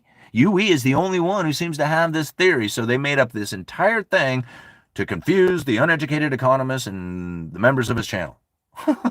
Yeah. Okay. Yeah. All right. All right, guys. 9 more likes in 1 minute. 9 people go out there and hit that like button. The next minute we'll continue on for a little while. Where are the blue fuzzy dice, sir? Oh my gosh. So sorry. Let's give them a spin. Oops, that wasn't a good spin. Let's try that again. There we go. A little better. All right. UBI, in my opinion, is like raising minimum wage, which pushes prices for necessities. You haven't increased productivity, just more inflation. MWriter777, do you think crypto laws will change crypto? Well, of course it will. I mean, there's already the laws changing that have affected crypto in a pretty profound way. Like, honest guys, like I'm looking at my Coinbase stock going, holy moly. Man, I never expected that I would have had an investment that would have gone up by 350% inside of like, the short amount of time that I've been invested in the stock. I didn't put that much into it, and it's up there, and I'm like, wow, holy moly, man. I mean, having purchased some at $35 a share to see it at 400, I mean, oh my gosh, that is incredible, right? What an incredible rise. So to me, like I think about the crypto market, I'm invested in Coinbase. I'm speculated in cryptos, a bunch of different altcoins, not very much, just, little tiny bits and all these things, because you never know which one of these things is going to end up being the Amazon. So, to me, like, I don't see it any other way. Like, we're going to a tokenized nation, central bank digital currencies around the world, stable coins, all that stuff. Like, yeah, absolutely. Cashless society, negative interest rates at some point. Yeah, absolutely. I mean, everything that I see is lining up for that.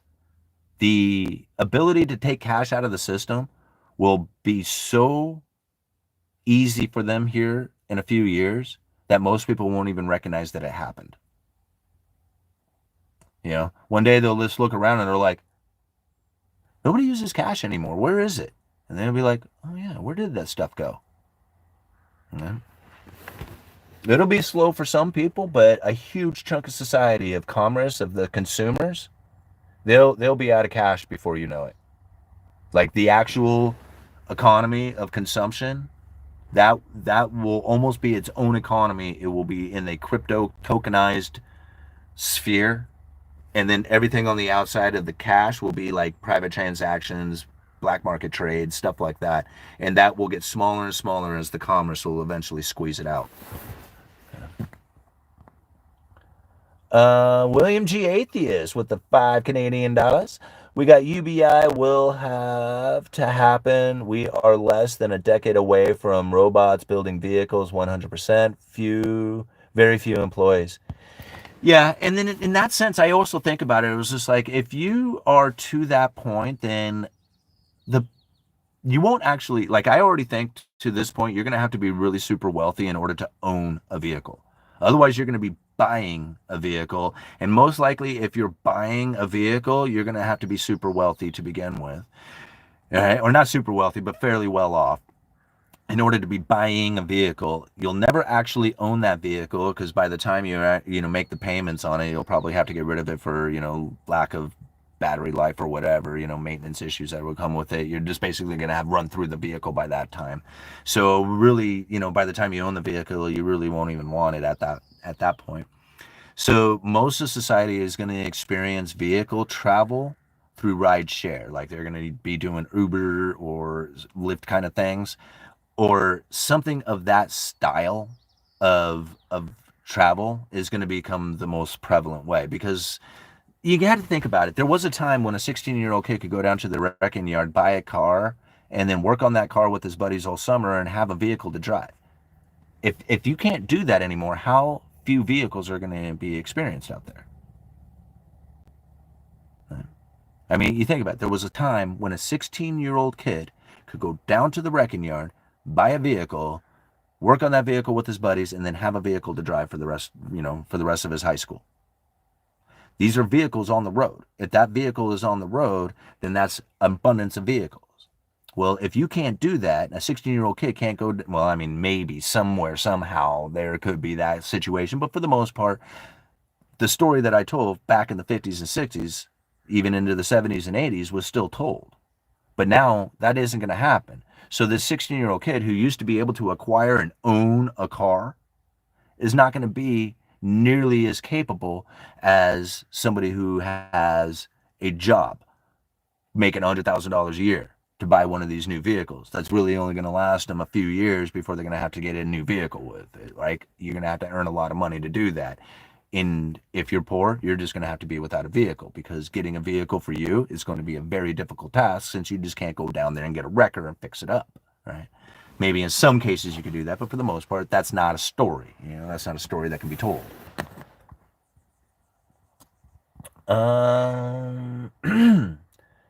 Terry Mill Boulevard. How do you think tokenization will affect dividend-paying stocks?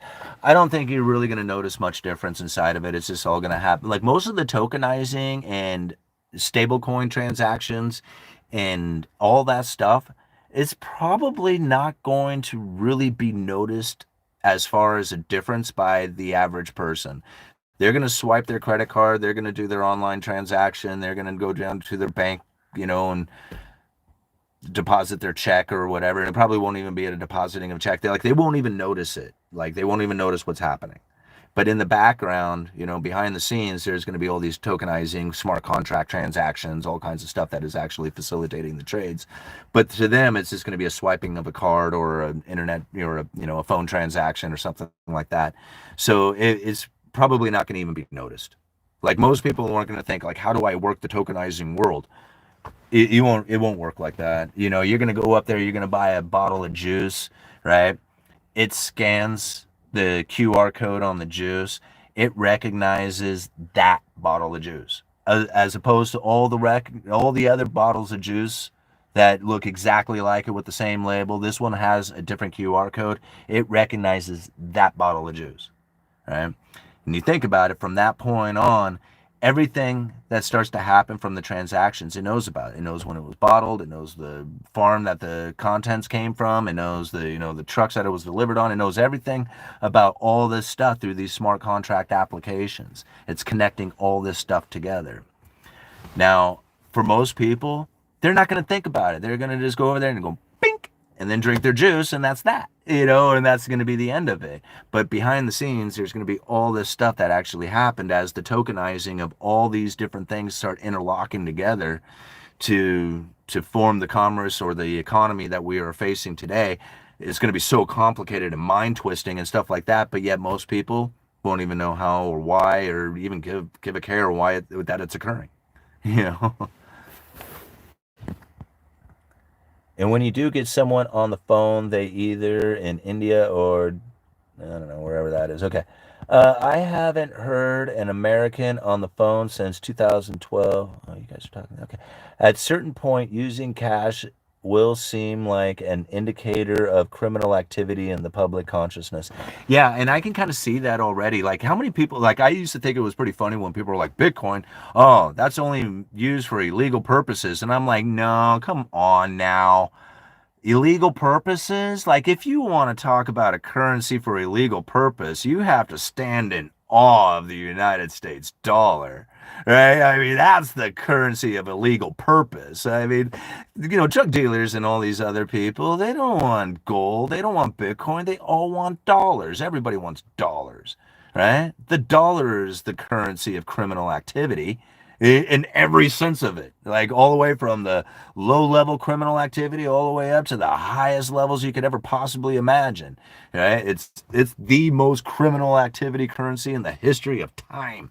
It's like Bitcoin's a criminal currency. It's like, no, it's not. The dollar is the criminal currency. Don't be foolish. uh, how will banks survive this new environment? I don't think they really will. Like, I think most banks are probably going to, like, you got to think, like, investment banking or something like that, lending banking. But for the most part, like, it's going to get to a point where the need for an actual bank facility, I don't know if that's really going to be necessary after too long. Like, I think that's just eventually just won't be needed. I mean, it's already pretty close to the point that you don't really need a bank. Like, I do a lot of banking online. I never go to the bank. The only time I ever really actually go there is when I'm depositing a check. That's the only time I ever really need to go inside. All right, and even that, I can take a picture of it and not even have to go into the bank. So really, I don't have any real need to go into a bank. There's historic inequality, tipping point that yields violent revolution, society welfare precedes it. Talking 1,000-year cycles. Yeah, Kaylin, and I think really, thank you so much for the $4.99. I really appreciate you guys. You hit me up with $52 in super chat so far. Thank you guys so much. I mean, this has been like absolutely incredible and just very exciting.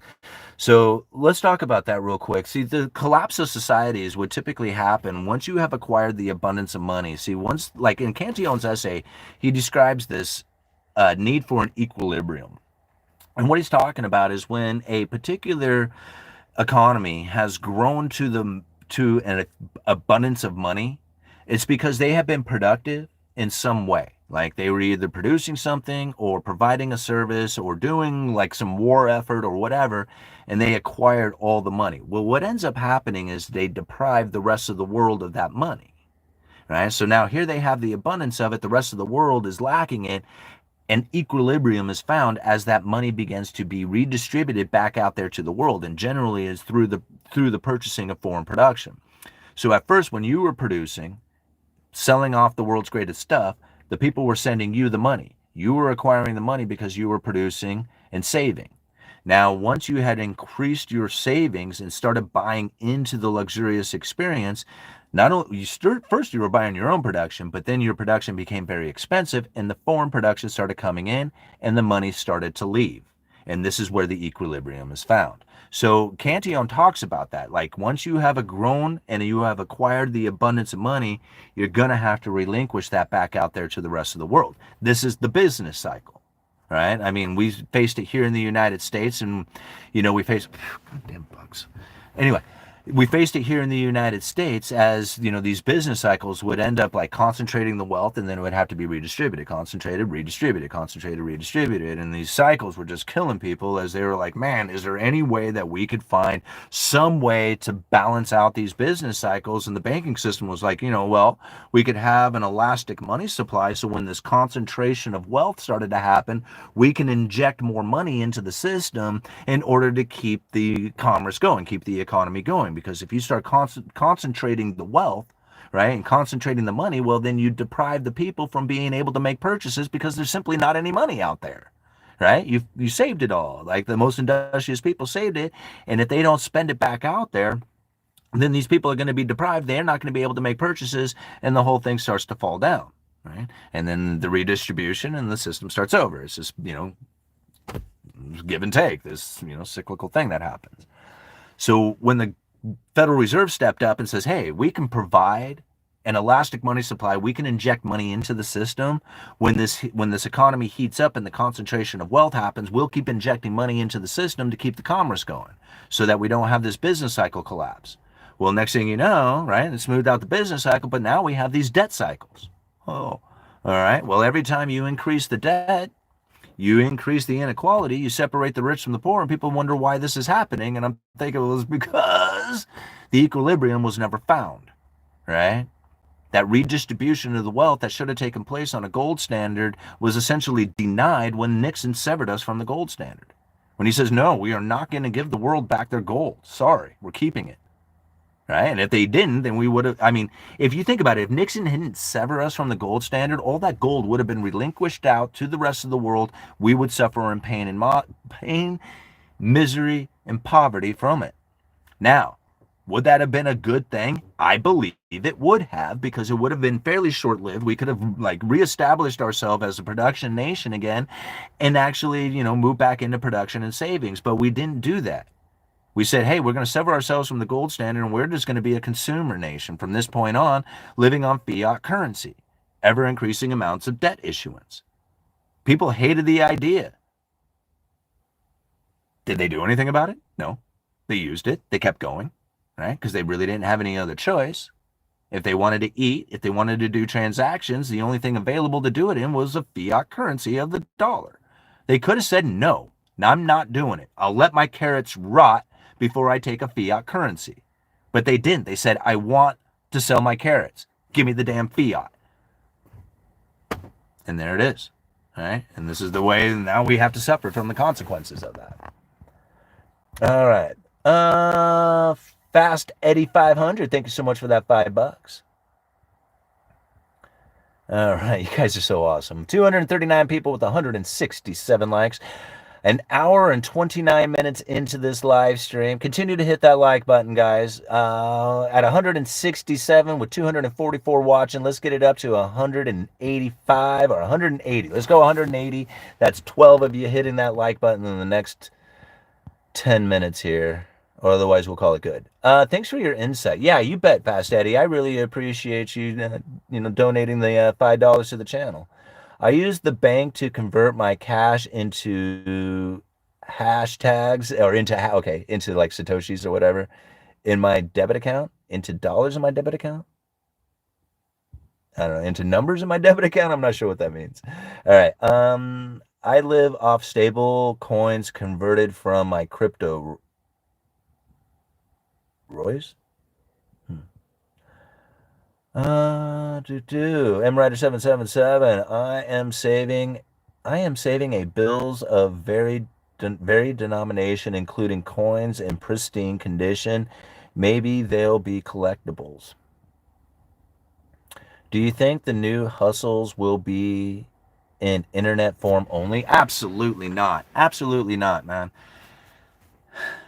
I have to think there is so many ways to be in flow. Like, most people are probably going to end up thanking the internet because it's how easy it is, right? I mean, you can do it at home. Return on investment. Oh, thank you. And I see what you're saying on your crypto return on investment from the previous comment.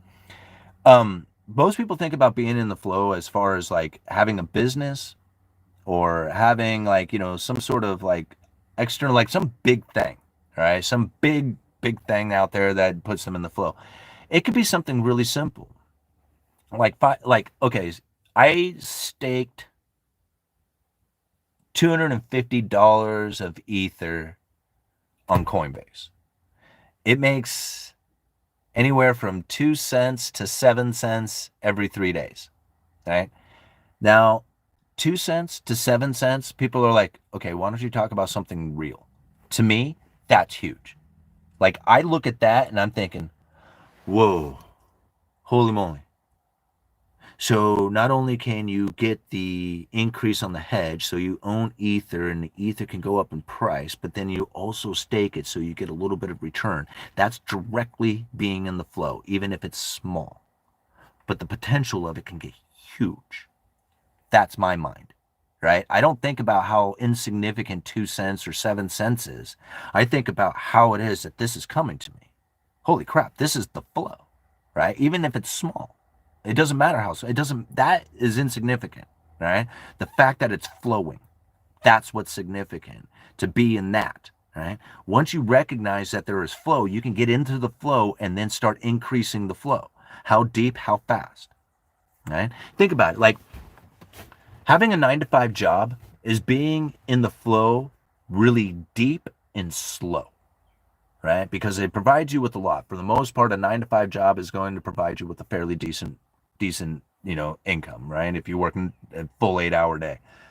Now, again, depending on how much you get paid per hour, right? It can be, but that's the deep and it's slow. It takes forever, all day. You're waiting for the flow to come and you gotta wait until 2 weeks or the month or whatever in order to actually acquire the money. So you're standing in it deep and it's slow, right? Other places, it can be very shallow and fast, like the Ethereum, right? 7 cents, bang, every 3 days, right? Really fast flow, but it's really shallow. It's not, it's like it's hardly even anything there. So now you got to get into the deep and the fast. This is where you get a lot of money coming in. It's like you think of the flow, how it is, how deep it is, how fast it comes, right? If you're going to get deep into it, but you're going to get a day job to get the deep flow, it's going to be fairly slow. Right? If you're going to try and get fast, but yet, you're not like working hard to acquire this fast, it may be really, really shallow. Like just throwing, a few $100s into ether and staking it for a couple of cents isn't going to provide you with a whole lot. But every time you buy ether and stake it, you go a little deeper and you go a little deeper and you go a little deeper, and it's fast flow because it's happening every 3 days. Okay? Depending on the interest that you get off of it, depending on how high that ether goes in price after you purchase it, now you can realize, man, this flow comes a lot faster and quicker and easier and deeper. But you have to be in the mindset of it. You have to think about it. You have to, like, how do I do this? How do I put myself in this position? Most people just put themselves in the idea that, hey, I'm going to be, and I'm just using ether as an example because I just recently staked it just to see how that would work and see how, how it works. So I'm like, that's just one of a billion different places you can go to. I'm not suggesting that for people, and it's not that much of a return. You really have to think about it. It's like 2% return or something. It's not very much. But it's just the idea behind it. It's just like, being in the energy, being in that position. If you're thinking that way, if you're doing those sort of things, then it's constant. It's everywhere all the time. It doesn't have to be an internet thing. It can be somewhere doing something else, and you just have to get your imagination rolling on it. I think about the times that I was raising chickens. Like, I know this might not be for everybody, but a small piece of land, you can raise birds. Now, here in Oregon, you can raise 1,000 birds off your property, sell them as a whole bird. You don't need license, regulations, none of that stuff, right? You can, like, it's legal to totally raise a bird and sell it as a whole bird off your property. So as long as they come to your property, you sell it as a whole bird. You few rules like, keeping track and logging and labeling and stuff like that. But outside of this really simple process, you can sell chickens right off your property. Well, you raise some, you get the facility, you put some chicks in there, right? A box of chicks is pretty cheap. You raise those chicks up, you learn the butchering process. I mean, I had videos that I did on my Everyday Napa channel where I would show how, how to process a bird. You can, like, literally process a bird inside of a few minutes, like defeathered, and have all the, inside, all the guts pulled out of it, have it ready for the fridge, ready for the oven, like literally in less than 5 minutes, right, per bird. I mean, that's if you're just screwing around. You could do it much faster than that and get really good at it and make some money. Like, people love farm raised birds. Like, I was selling these chickens, we weren't selling them as organic, but we were selling them as, like, pasture raised for, I forget, anywhere from, $20 to $25 a piece, and they cost us around $10 to raise.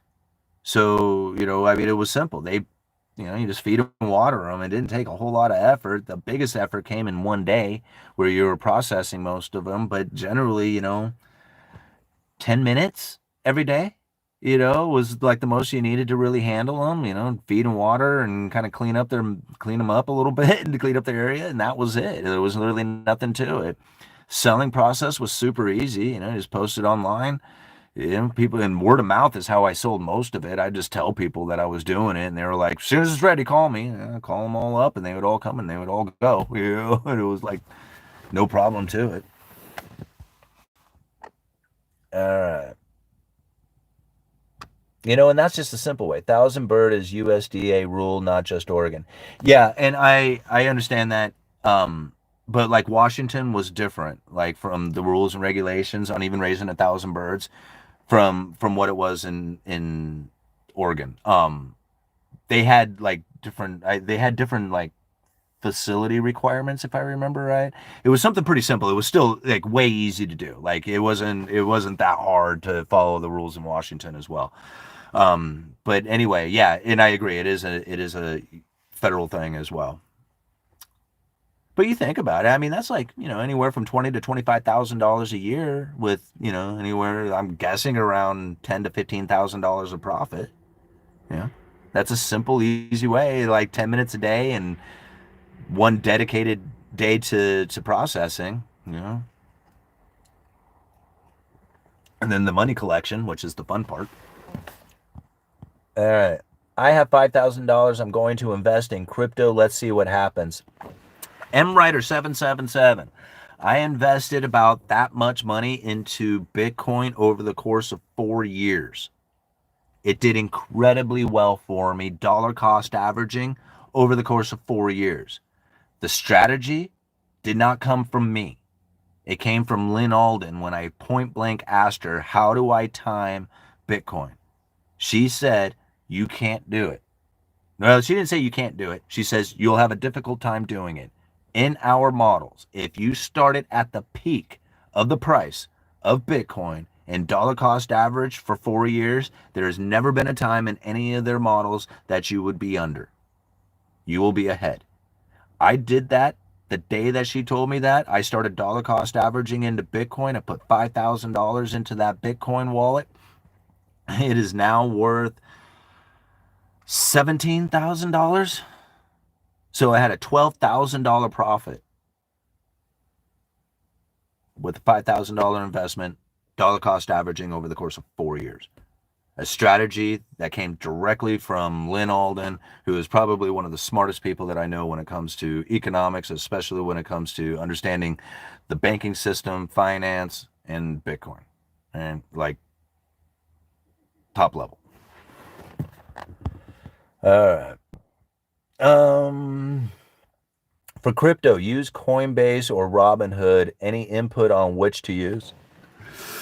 Tom Flo, I use both. I use Coinbase for the majority of it.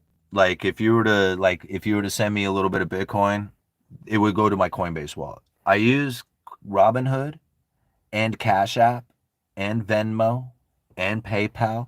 Like I got Bitcoin on all those. I purchased Bitcoin on every single one of them. Right? Now the Bitcoin on PayPal and Venmo was more for skin in the game. I don't know why. Like because it was available there, I just went ahead and purchased it on there just to say I did, right? And not for any real purpose of like, this is the place that I want to buy it. I usually will buy from Cash App or Robinhood. Now recently I've been purchasing some other things on Robinhood that weren't available on Cash App. So I started a Robinhood account and have been purchasing some Bitcoin on there. And again, dollar cost averaging once a week, $50. I plan on doing that forever because I just don't think I'll ever have the ability, dollar cost averaging at $50. Will I ever have the chance to acquire an entire Bitcoin doing that? I think the price of Bitcoin will move up faster than me being able to dollar cost average at $50 a week into an entire Bitcoin. I just don't think that'll be possible. However, dollar cost averaging $50 a week into Bitcoin, I think is by the end of my life, or whatever, if I'm ready to hand my assets over to the family or, it's time to move on, I would imagine that Bitcoin position is going to be incredibly nice. I don't know what it's going to do for the family. I don't know how, what it is that I have planned for the exact benefit that I can make happen for the family with that. But I know in my mind, I think that that's probably going to be pretty profound, that position. So from right now on, I don't care what the price is. Like, I don't care if it's at an all-time high or not. I buy a little bit, $50 a week, forever. Would you trust Cash App platform for long-term holding? Yeah. I mean, as much as I trust any of the others, I mean, I don't like, that's one of the reasons why I have multiple platforms is so that, because the chances of like, it's a third-party claim. Think about that. That's it. The end of story. It's a third-party claim. The chances of you losing it are now extreme, right? And to think that it's like super safe, that's like ignorant. That's naive. That's very misunderstanding of the current situation. I've had my crypto stolen from me from a crooked exchange called Crypsy. Look it up, Crypsy. Big Vern, right? Big Vern was in charge of Crypsy, and one day I couldn't log in, and that was it. It was over. Hundreds of thousands of Doge I had at Crypsy. Right? Could have been worth a lot of money. At one point, it could have been worth a whole lot of money. Right? All gone. Now, at the time, it was only like $10 worth, so I wasn't like that heartbroken over it. But I think about it, it was just like, man, you got to be very careful on where you put this stuff. How you keep it? I lost the private keys to an Ethereum wallet. Great. Now there's Ether and tokens in this Ether wallet that I cannot access. I have the public key, so I can see what's in it. Oh, that's cool, but I can't access it. That's my fault, right? So tying it all up into one location and you screw it up, now what? See, when I think about it, if you have it at Coinbase, if you have it at Cash App, if you have it at Robinhood, if you have it in these different places all out there, and one of them happens to be corrupt or fail or whatever, and it goes down, it's going to take a chunk, but it doesn't take it all. All right? It doesn't take it all from you. And if the whole system was to collapse and it takes it all from you, were you not in gold and silver? Were you not holding on to the insurance policy against that third-party claim? Like, it's all a third-party claim. Everything out there is an illusion of reality unless you form it into a physical thing in front of you. Everything else is just an illusion. It doesn't really exist. Well, it exists in your mind. It could exist in reality if you take the right channels, but at any given moment, gone. And now what? Like, all your expectations of what it was on the external vanished in an instant.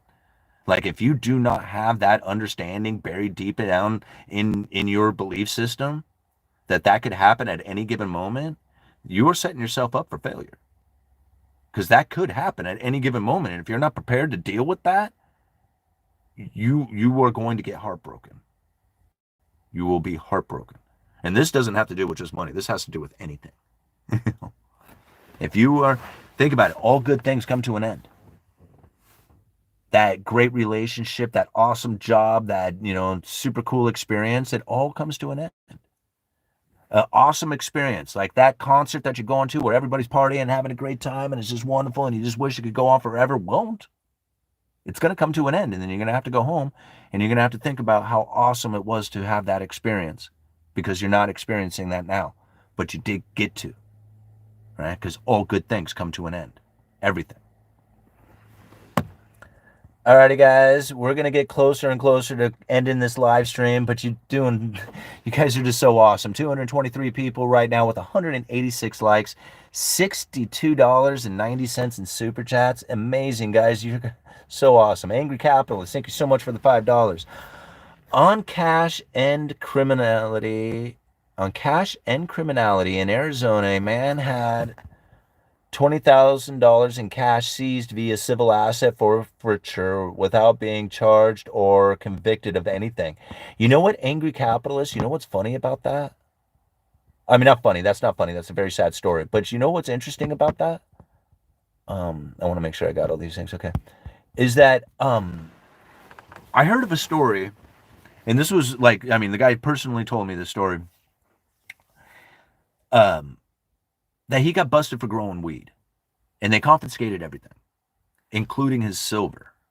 However, because they could not prove that the silver was used inside of this illegal activity, they had to give it back to him. So they seized the money, they seized all the property, they seized all this stuff, but they couldn't seize the silver. And so now I don't know if that would just happen to be that department or whatever that was going on, but he was able to acquire that silver back from the police after the bust that had taken place for his illegal activity. Right? So when he got that silver, he was able to cash it in and pay for the lawyers and do all kinds of other stuff from it. And I thought to myself, holy moly, that is incredible that the silver wasn't allowed to be confiscated inside of this because it wasn't proven within, or they weren't going to be able to prove it as far as being part of the illegal activity of it. Now, again, I wish I could get the details on that story because I don't know if I'm exactly telling it right, but I just know that that part about him getting busted and then going down and getting his silver back from the police and then using it to hire lawyers and stuff like that was the part of the story that I was like, holy crap, that's incredible that it would had that kind of power or that sort of security for him, that he was able to acquire that back for that. All right. Infamous NYC, thank you so much for the $10. BTC Concept was to replace centralized currency. Now it's being used as an asset to and balance sheet of the government. Do you think this was the original intention? Um, do I think it was the original intention? Uh, I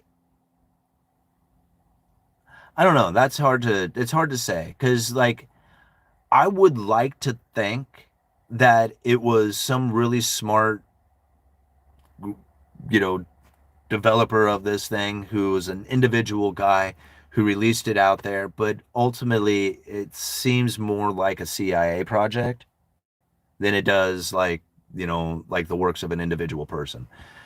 So as I can take on both ideas, the both schools of thought that it was, a government entity that actually created this thing, or it was a private individual person who was trying to create a free currency that the people could have without government interference and stopping their abilities to do transactions. Because you think about it, really, if you have a Bitcoin wallet and you set a transaction into motion, there's really nothing that can stop it from happening. So if you use secondary layer systems, there is, but doing a private Bitcoin transaction with another wallet, like ultimately, there's nothing that can be done to stop it.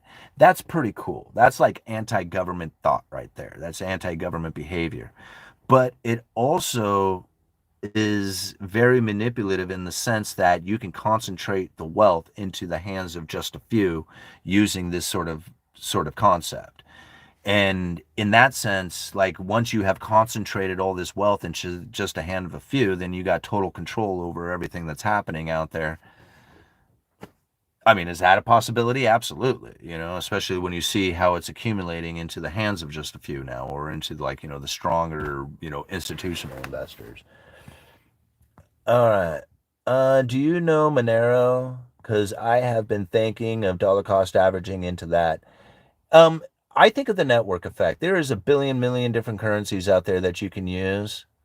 And although Monero has like this kind of secrecy aspect to it where you don't really see the transactions like you would with Bitcoin transactions, I don't know a single person out there who has a Monero. Like, I mean, there might be people that I know. I just didn't know that they had it, but I don't know a single person who is actively with the idea that they're going to acquire Monero. So to me, it's Bitcoin. There's really nothing else. It's Bitcoin and that's it. And everything else is a secondary to it. There's nothing that these other coins are doing that Bitcoin can't do or won't be able to do in the very near future, considering the secondary layer systems that are out there.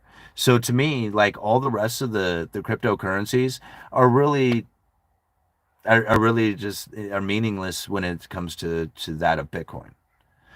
And that's just my personal belief. Like these other projects that they're developing, they're great projects and they probably will exist. Like I'm not saying that these other things are just going to vanish one day. They will still be used and in existence because there's plenty of opportunity for people around the world to then continue to use these things and will continue to use them, and so for therefore they will exist. But to like what extent in comparison are they going to be used comparatively to something like Bitcoin or the Ethereum network or any of these other projects out there that are getting a lot of popularity to them? Most of these cryptocurrencies are just going to fade away, and just because there's just not going to be enough people using it. And since I don't know enough people, like I've known about Monero pretty much as about as long as I've known about Litecoin and Bitcoin and all the rest of them. I've known about Monero. I don't know a single person who's ever brought up like saying, "Hey man, I'm buying Monero." Like I've never hear that. Where do you see lumber prices going in the next year? I don't really try to predict the lumber prices as much as I try to predict where buyer traffic is going to go, because the that's going to be the indication of where lumber prices are going to go. Like I can't tell you where lumber prices are going to be if we don't start talking about, well, where is it that people's behavior is going to be in the future when it comes to buying homes? And if they're buying homes, how is that going to reflect to the builder? Is that going to be a good condition for them to be building homes? Will that be in relation to other things going on out there? So we have to think, just because the buyer traffic might be coming back, are there other conditions that we just don't see that may limit the builder from wanting to come back, right? So even though the buyer may be there, I'm assuming because the buyer is coming back or will come back at some point, the builder is going to want to take advantage of that and then start ramping up demand. The ramping up demand, not enough supply, prices start to move up. So how is it that I'm supposed to predict how much buyer traffic is going to take place that's going to increase the builder activity? You see how much is going on. Like, I can't call out a lumber price without thinking first, well, we're going to have to see some builder or some buyer activity, and that will start sparking the builder activity, and that will start sparking the purchasing activity. And, you know, so there's this big long line. At this point, I don't see any of that happening. So right now, I don't see it moving, but that could change quite quickly, you know. Flat lumber prices. Yeah, for the most part, flat. Yeah. Let's see here. Shaggy Dice Man, did you use bounce in the dryer?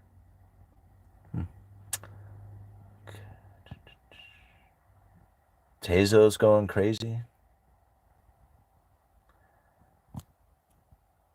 Let me move back up here. I've only got 1.8% return year over year from Acorns.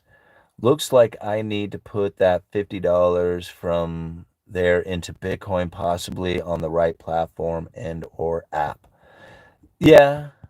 I mean, you think about it, even if you were to take $50 in Bitcoin and put it into two different apps, I mean, you know, there might be some transaction fees, you know, comparatively to others. But for the most part, like, you could just deploy it into two different places. You don't have to use the same one. You know, if you're worried about one of them being, you know, denying you your access to it or something like that. And then if you were really concerned about it, you could just take it off of those platforms and put it into cold storage. I mean, I have something I have something called a Bitcoin token, right? A guy I know had developed these tokens, put a little bit of Bitcoin into a wallet, put the private key on a decal behind the public key, which is another decal, right? So you peel the first decal off, which is the public key. So anybody can send Bitcoin to this wallet. When you peel the decal off, it exposes the private key underneath, and now you have access to that Bitcoin. Now, you do have to have some trust that that's not corrupted, that that private key hasn't been saved by the people who produced the token, right? Now, I trust it for the most part, like, you know, whatever, you know, like, I mean, you can't, I mean, it's just, you know, you can't prove it, right? So you can't prove whether or not it's corrupted until one day you just go to, you know, get your crypto or get your Bitcoin out and it's all gone because that private key was compromised, right? But if you have faith in that it hasn't been compromised and you got that public key, you could start sending all your Bitcoin to that token and literally have it on a physical token and then put that token in a safe, secure spot. And that could be your cold storage, right? Could be compromised. That's very risky, you know, doing it this way. But it's a place that you could go to and you could put all your physical, or I mean, all your crypto or all your Bitcoin onto this physical token with the belief that that private key hasn't been compromised. Ultimately, you're putting it on a little tiny decal. That's what you're doing. I mean, the coin can be tossed away as long as you have that private key, right? That's ultimately what you have done, is you have put it onto this little tiny private key. So you don't need the token to do that. You can just create a Bitcoin wallet and do that all on your own, right? Just save that private key with absolute, like, you know, the security of all security. Do not screw it up, because once it's gone forever and you'll never get it back. And I know because I did that with the Ether wallet. Yay. I got most of the key though. That's what drives me nuts. I lost the last 12 digits of the key. I have the majority of it. So maybe someday in the future, if the wallet is worth it, I might be able to pay a hacker to go through the last 12 digits and see if they can figure it out. All right, right, okay. I have a treasurer, and I meant my $50 per day I'm having automatically withdrawn to Acorns. Thanks, that's what I was looking into. Just buy IBT. Thank me for a few years. Thank me in a few years. MRider777, do you think UBI will be more viable with depopulation going around the world? That's when they'll implement it. I think UBI is their attempt to keep the system going. It's literally a force feeding money into the consumer. That's what I think. Right? That's what I think is happening. Is it a viable way? Well, maybe for a time. I mean, was being the most powerful manufacturing nation in the entire world, was that viable for any length of time? Absolutely not. You could not help but to get the Cantillon effect from it. The people increase their consumption from all the production. Right? That's what's going to end up happening. Separation between the rich and the poor every time. All right. Please take a second to double check if you have left a like, everyone. Yes, please do so. Thank you so much. We got 240 likes going right now. You guys kept smashing that like button. Like, you guys are animals. That's awesome. 217 people watching with $72.90 in super chats. Thank you so much, guys. I mean, you made this Saturday morning absolutely amazing. And I think we covered a lot of really good stuff on this channel, especially the first half hour of this of the video. I think that's really important stuff to internalize. How it's happening and then what to do about it. Like, there's so many ways to get into the flow to understand that you can position yourself to be on that other side of the wedge, because the wedge is going to get driven deeper. And to try and anticipate that there's going to be some sort of change to that, I think it's going to be a long road, and it's going to be a difficult one, and it's going to be based around failure, and most likely it's going to be painful and miserable, for you to experience that. You should be able to hack that yourself with a PC with a decent GPU. 12 digits is achievable. Yeah, that's kind of what I'm figuring as well. That's why I'm not too concerned about it. I just haven't gone through the process of it yet, because it's really not that much that's in there. So, maybe maybe somewhere down the road we can, we can work on that. All right. Dollar cost average. I meant a 4-pack a day smoke. I met a 4-pack a day smoker today made me want to buy more Altria stock. Holy crap, yeah, me too. I got out of Altria a while back, but that was a good dividend paying stock. Like, that one was doing quite well. And, a lot of people, like, there's kind of a couple of ways you can look at something like that. Like, you can look at a stock. I forget how they have different names for this, and I can't remember exactly the terms that they used. But you have one stock that people are going to be buying continuously because it's a commodity of use, like dish soap, shampoo, toothpaste, right? These, like, simple items like this are something that you're going to be buying continuously. So it's a regular purchased item. Then you have some that are regular purchased items, but not because of necessity, like dish soap or something like you need to, for your household. You're doing it because you're addicted to it, which means that eventually this same product that you're addicted to buying will eventually kill you, right? So here you have one that is an addiction that is being, like, essentially causing the people to buy it on a regular basis that, that will kill the person who's buying it. Or you have the other one that you're buying on a regular basis, but it's essentially not going to kill the person. They're going to buy this for the rest of their life, and it doesn't damage them any. So there's like this school of thought, like you want to buy into a company that is going to have a regular customer to it. Yeah, which one of these are you going to go towards?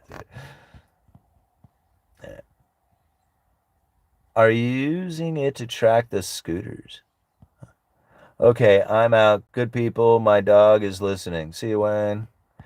Is Ethereum worth buying? Hasn't been doing well. I don't know if it's worth buying. I just had Ethereum in my possession, And I was just talking about what I was doing with it. I haven't bought Ethereum in a very long time, like a really, really, really long time. And the little bit that I did have, I staked it just to see what would happen with it, just see what kind of, how that would look, just to be in the essentially in the energy, the flow of it. But I don't have any intentions to buy anymore or do anything with it. Yeah. With possible interest rate cuts, do you think there will be more buyers next summer? Buyers of what? Major corporations are buying it, including Tom Lee. I think we'll see 10K soon. Oh, are you talking about a particular crypto or something? All right.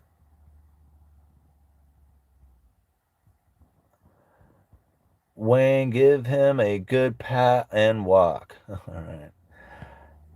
Okay, guys, I think, and well, my battery's starting to die, so we're gonna call it quits here. 2 hours into this live stream. That's pretty typical for our Saturday mornings, isn't it? You guys are awesome. Thank you so much for being here. Thank you everybody for all the awesome super chats and hitting that like button and all these comments. I mean, comments are just pouring in like crazy. Larry Bird, what's happening, man? He's just getting here just as where I'm ending the stream, bro. All right. He's talking about Ether 10K. Oh, I see. I see. I see more of 638 top of the cycle. Yeah. I'll rewind. Thanks, Simon. Yeah, you bet. Robert Shields Jr., thank you so much for the $1.99. Sounds like crypto is just a dollar value token. Yeah.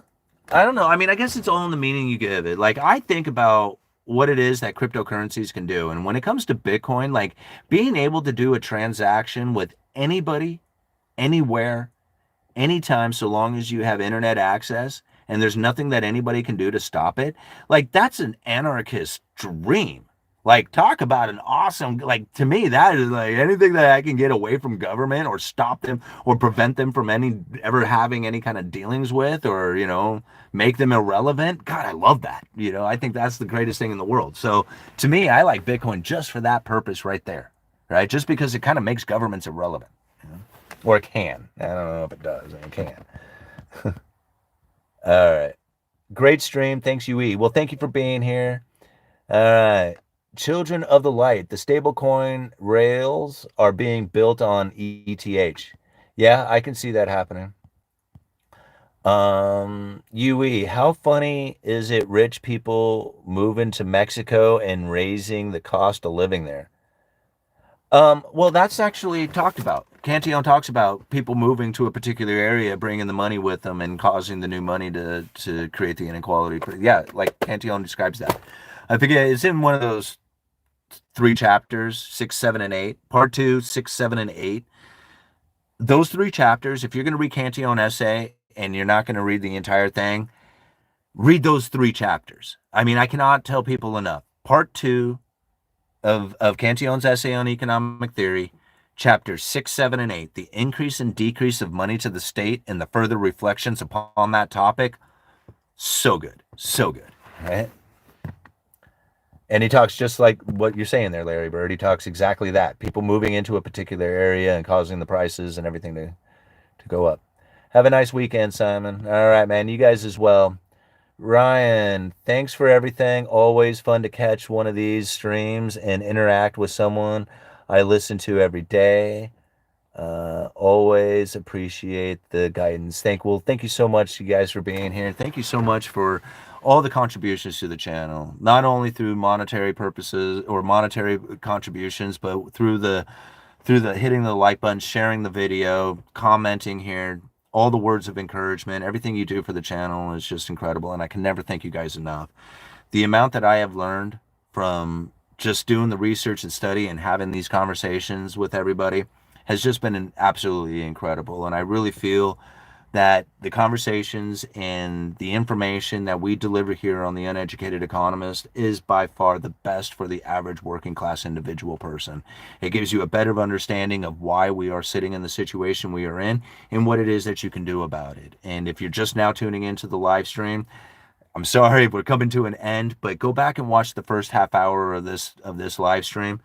Very good information, very good stuff, and I think like really internalizing it in this fashion is going to give you the best ability to position yourself with it. So, all right. Larry Bird, UE, love you, bro. Listen to you every day. Damn near, man. Well, thank you very much, Larry. You dedicated individuals here for the Uneducated Economist. I have a few thousand of you who watch every single video, no matter what. Thank you. That's a lot of time. I know I get long-winded and I put out some pretty long videos, and for people to join in and stay tuned for that much, that's a lot. It's a lot of your time. It's a lot of, it's a lot that you could be doing other things with, but sharing it with me, I can never thank you enough for that. Uneducated Economist. You guys let me know.